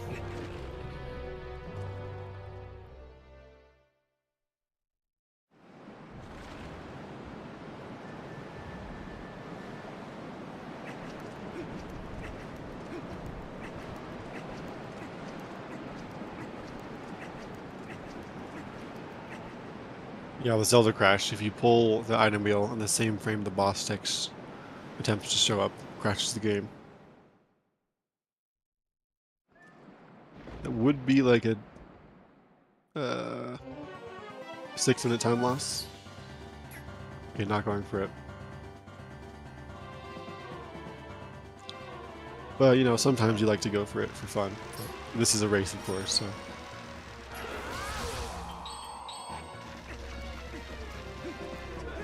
The iron boots equipped too. Okay.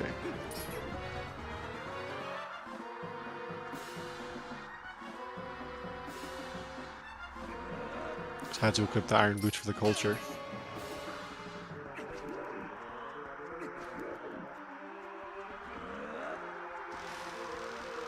Of course, this is probably the most RNG based part of the run here. The very end, of course. You can only attack Zelda when she does a ball of lightning, and what attack she does is random. The minimum number of cycles you can get is 7.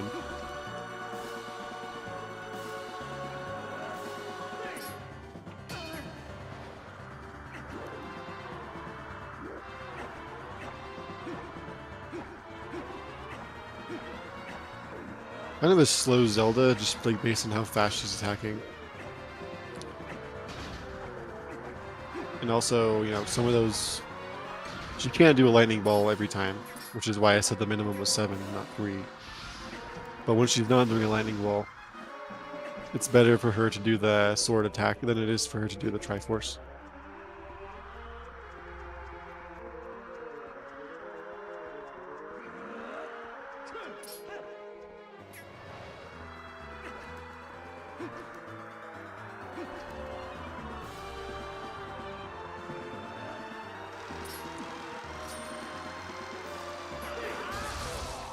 Alright. I wasn't counting how many cycles that was, but not the greatest Zelda in the world. I want to say that lost like, yeah, it looks like it lost 30 seconds to golds. So pretty, kind of a bad Zelda, honestly, but...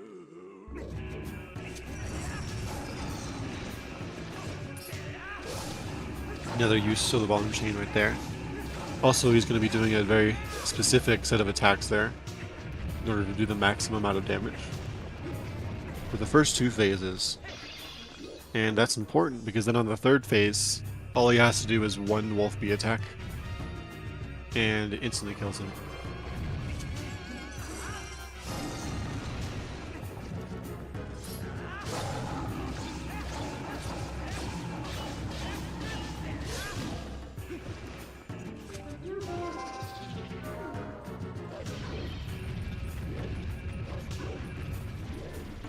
Nice, crazy break slides by Jacquaid. So yeah, not only do you only have to do 1 Bee attack, but he also comes out of the first portal he spawns in, which is really nice because you don't have to wait for him to do like 9 portals or however much it is.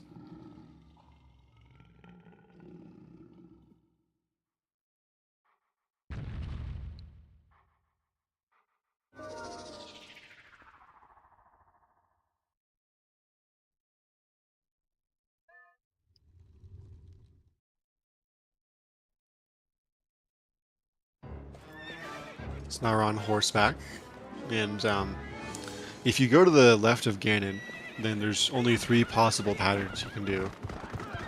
Let's see which one he gets. Okay, I think this one has like a kind of sketchy turn, but it's nothing like crazy. It's this one right here. Yeah, not too bad.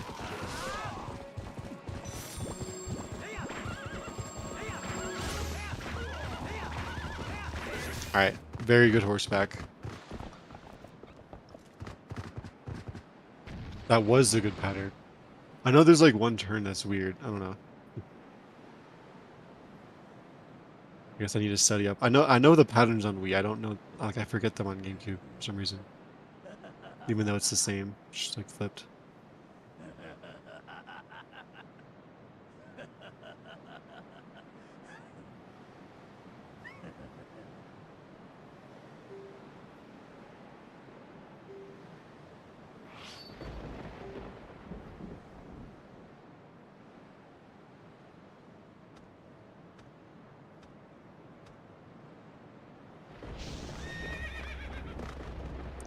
Now coming up on the final fight, where if you do an auto spin, jump attack and spin, then it does like a stupid amount of damage for some reason. It does more than the sum of its attacks, I believe.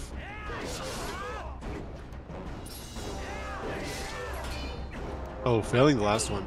Fortunate. I think he was early. Oh, we got a crash. Oh, nice. GG. I wasn't paying attention, so looks like Ether got the crash. So if you pull, like I was saying, pulling the item wheel on the same frame, boss deck shows up. The game crashes, and I guess we got to see it. Very nice. And of course, GG's to Quaid, the 308.43. That was a good one. And it looks like, can I move? I can. Yo, GG. Did Ethernet get Zelda crash? I believe so. Yeah. Nice. Unless like OBS died or something, but I don't think that's the case. You definitely got Zelda Crash. Yeah. Oh man. Yeah, I, I can probably guess how you're feeling about the run you just ran, So but so I mean, I'm actually kind of impressed that this somehow managed to still get like a sub 310 with all of the random crap in here, but yeah, it was kind of rough from the get-go. Like you failed safety bit, and then yeah. Hugo, Gorge Void. So my second half, like after MDH, was bad but not awful. Everything until then was like terrible, terrible, terrible. So Yeah, you're right. And then like the Morpheal thing. Can we And please send Ether a new GameCube that actually works? then, well, he does have a fully functional Wii. I think he just uses his GameCube like on purpose for some reason. But yeah, I think he was actually using his Wii with it. Was he using this Wii? I don't know. He didn't die in the Argart cutscene, so he may have. But yeah, so uh, so Benamja, I have narrowed down my bad luck to one of two causes. So this run and my 318 and pools have like two things in common. I was listening to the same music, which I was trying to redeem as not being unlucky, but who knows at this point. And then uh, also you being here, yeah, so me it's like being one well, of those one of those things. yeah, it's just my presence that just makes you play bad. It's totally possible. Oh God. It just, I did Yeah, get a gold by like half a second in that run really. Which gold is in that? Lightsword. Yeah, Oh yeah, nice. Yeah, that light sword was pretty good. I didn't really see any like major it was it issues. was it was solid. Could have Yeah, been you. better. I saw you like purposely not go for like the auto spin on the Zant head. And I think that was. I mean, it was slower, but like it was I fun don't as u- well. I don't usually go for the auto spin on the ones when it's like off of a platform or something. Yeah, that's reasonable. Um. But Anyway, yeah, I mean, it was definitely a run of all time. yeah, Yeah, GG though. You won the redemption bracket. I Congrats. did. And you know that image of the guy like popping open champagne and biting his medal on third place. Yeah, That's me. that's how you feel like right now. Yeah, that's how I feel. Yeah, no, Um. I feel that. Yeah. So, I mean, I don't know. So I didn't quite live up to my seed from the start of the tournament. So what I was like seeded 16, so I should have made main bracket, but instead I like Oh yeah, finished you're top like of redemption. one lower than that. Yeah, and Yeah. pretty much entirely because of a bad pool run. I mean, I don't know if I would have like made it out of the last chance pool, but it would have been nice to actually have a shot. But I won't. Yeah. It's Yeah, alright. I no, mean, it's good though because I talked like mad shit after that pools race that I was gonna like sweep redemption and I did it, so I'm not like totally yeah, embarrassed. Uh, yeah. I mean, you did win all your matches though, right? I did. You did Yeah, win I all your didn't lose any. matches, but it's not like there was like a blowout every match or anything. So there were a few that were, but Yeah, I know. anyway. But there were some that were closer. So both of the times I ran Ethernet was closer. Yeah, The first time I played not well, but both of us played a little bit better, and then this time both of us played terribly. yeah, So I don't know, yeah. but So you're anyway. done with GameCube now, or Well, I can't decide. I might try to like get one more PB just to get like a 257, but I feel relatively satisfied with having a low 258 is pretty nice. So if I don't get anything else soon, then I'll just like go do something else. yeah, I got you. That But sounds good. Yeah, anyway, yeah. I Do feel you like know what the prize is for winning the redemption bracket? So I know there was one for winning the main bracket, and I think Anno said that there was one for winning the redemption bracket as well. oh, But he I don't said know what that. it is. I think I that's what he told me. did he tell you that? I don't remember him saying that. I believe he told me that he was planning on having something for the redemption bracket, but Uh, it's okay. you probably have to ask him that. The Maybe there only the is. only thing that I need for winning redemption bracket is my own pride. So Uh, Yeah, anyway, yeah. There you go. Maybe in Wolfdash 4, we'll both make it to main bracket. What you mean Wolfdash 5? All right, 5. Yeah, not 4. I doubt that I will be running in Wolfdash 5 if ever there is a Wolfdash 5. There will be. Eventually. Yeah, I know. I mean, there were a few years between, like 3 years between this one and the last one. No, really? Yeah, well, because that was the last time I ran GameCube was in spring of 2021. Okay, now I want to know. Wait a second. In 2021. Oh my god. And the Wolfdash 2 was in 2020. Yeah. Yeah, I guess that's kind of a while then. I've been around forever, so I remember these things. Yeah. So you don't think it'll be around for the next one, or you just don't think you're gonna play in it? I mean, either or both. Yeah. I don't feel like I have anything else I need to prove with GameCube. Like, part of this is just proving to the GameCube people that play HD don't completely suck at the game. Oh yeah, fair enough. So, I mean, like, I have a respectable time now, so I think I've demonstrated that. And all of the Wolfdashes I've like performed well. This is the only one where I underperformed my seed, so yeah. Although I still like won the redemption bracket, so like I don't know. I got to do more matches this time than the other ones. Yeah, that's the thing. I was a little bit like disappointed with how I played in Wolfdash, but I was also happy that I got to play like a lot of matches. I'm sure you feel the same way to a degree, like having to play that many matches. It's pretty fun. Yeah, and I only lost one match the entire time, which was the pools race. Yeah. Yeah. I don't know. But yeah, no. I guess that concludes Wolfdash. That was a fun tournament. But yeah. Also, GG to Ethernet, by the way, for like making a strong run through redemption, GG. and to YouTube Adams, even though you like didn't quite make grand finals, you made a nice losers run. Yeah, no, I was on the running the gauntlet for a little bit there, and then until Ether shot me. Yeah, well, I was like, because like at the start of Redemption Wreck, there were a lot of people that were like, oh, like I think there were some people that were like doubting Ethernet. I mean, even like recently, I was talking to people and they're like, oh, like I don't believe it, and I'm like, this guy's been around for a long time. He's good at the game. Yeah. Like, I know this isn't the run that he wanted to like finish out. Oh yeah, I'm sure.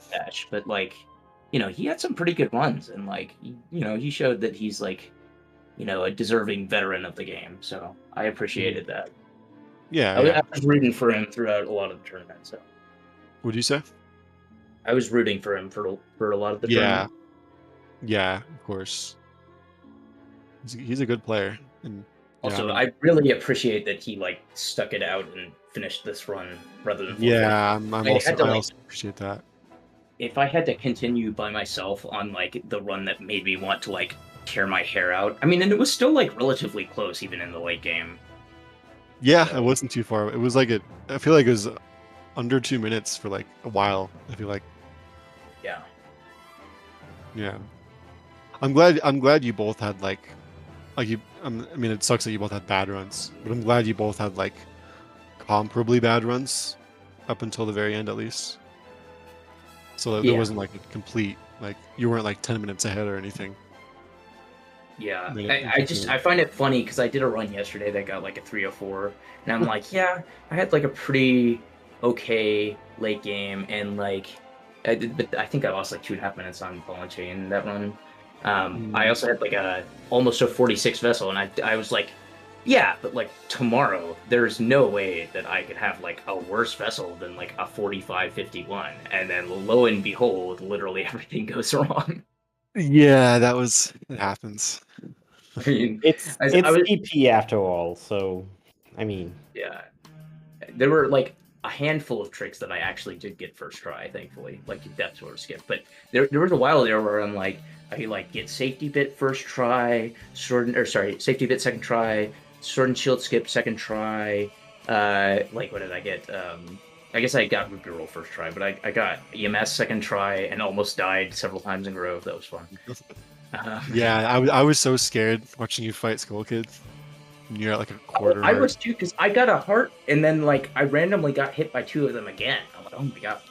Yeah, and you also like you got a neutral B attack, like not dashing on one of the puppets, and then wall on like a quarter heart. So you had to like attack another one. It was just like really sketchy. Yeah, but just kind of a absolutely ridiculously stupid start. There was something I was gonna say. I forget what it was. But anyway, yeah, pretty crazy run. Yeah, How sure. dumb it was.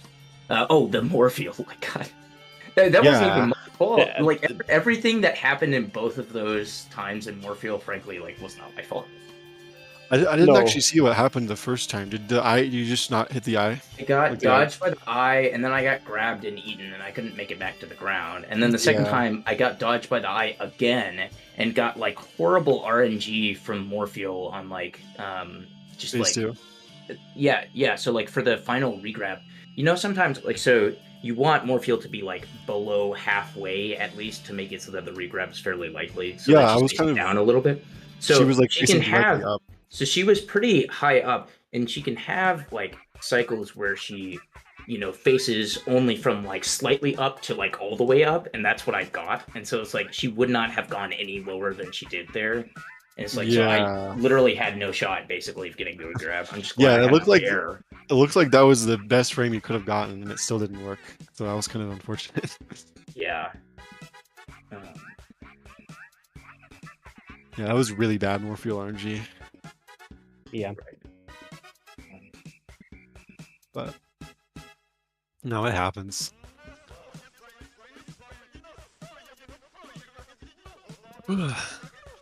All right Yeah. then. Thanks I for guess commentating, by the way. Oh, of course, yeah. My throat hurts a little bit. I need to drink some water.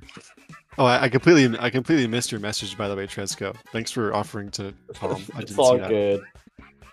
Yeah. I should have asked again. That's my bad. No, I just didn't see. I'm sorry. All good. Anyways, yeah, let's cut it here. Thank you so much, everybody, for watching. Big shout outs to you, Damir, for commentating. Also, shout outs to, of course, Jacquaid. Congrats again, and to EtherNetBoyz. And that's it, right? That's the end for Wolfdash 4. Yep. So, I hope you all enjoyed the tournament. Next season is gonna come whenever somebody's stepping up to host it. Maybe next year, we'll see. Maybe we'll have found something else. Until then, TP speedrunning is active as heck right now. So, if you want to join, don't believe the people that say TP is a glitchless game. It really isn't, and if you watched today, you've seen that. So with that, thank you all so much for watching. I hope you enjoyed the tournament, and see you for the next one.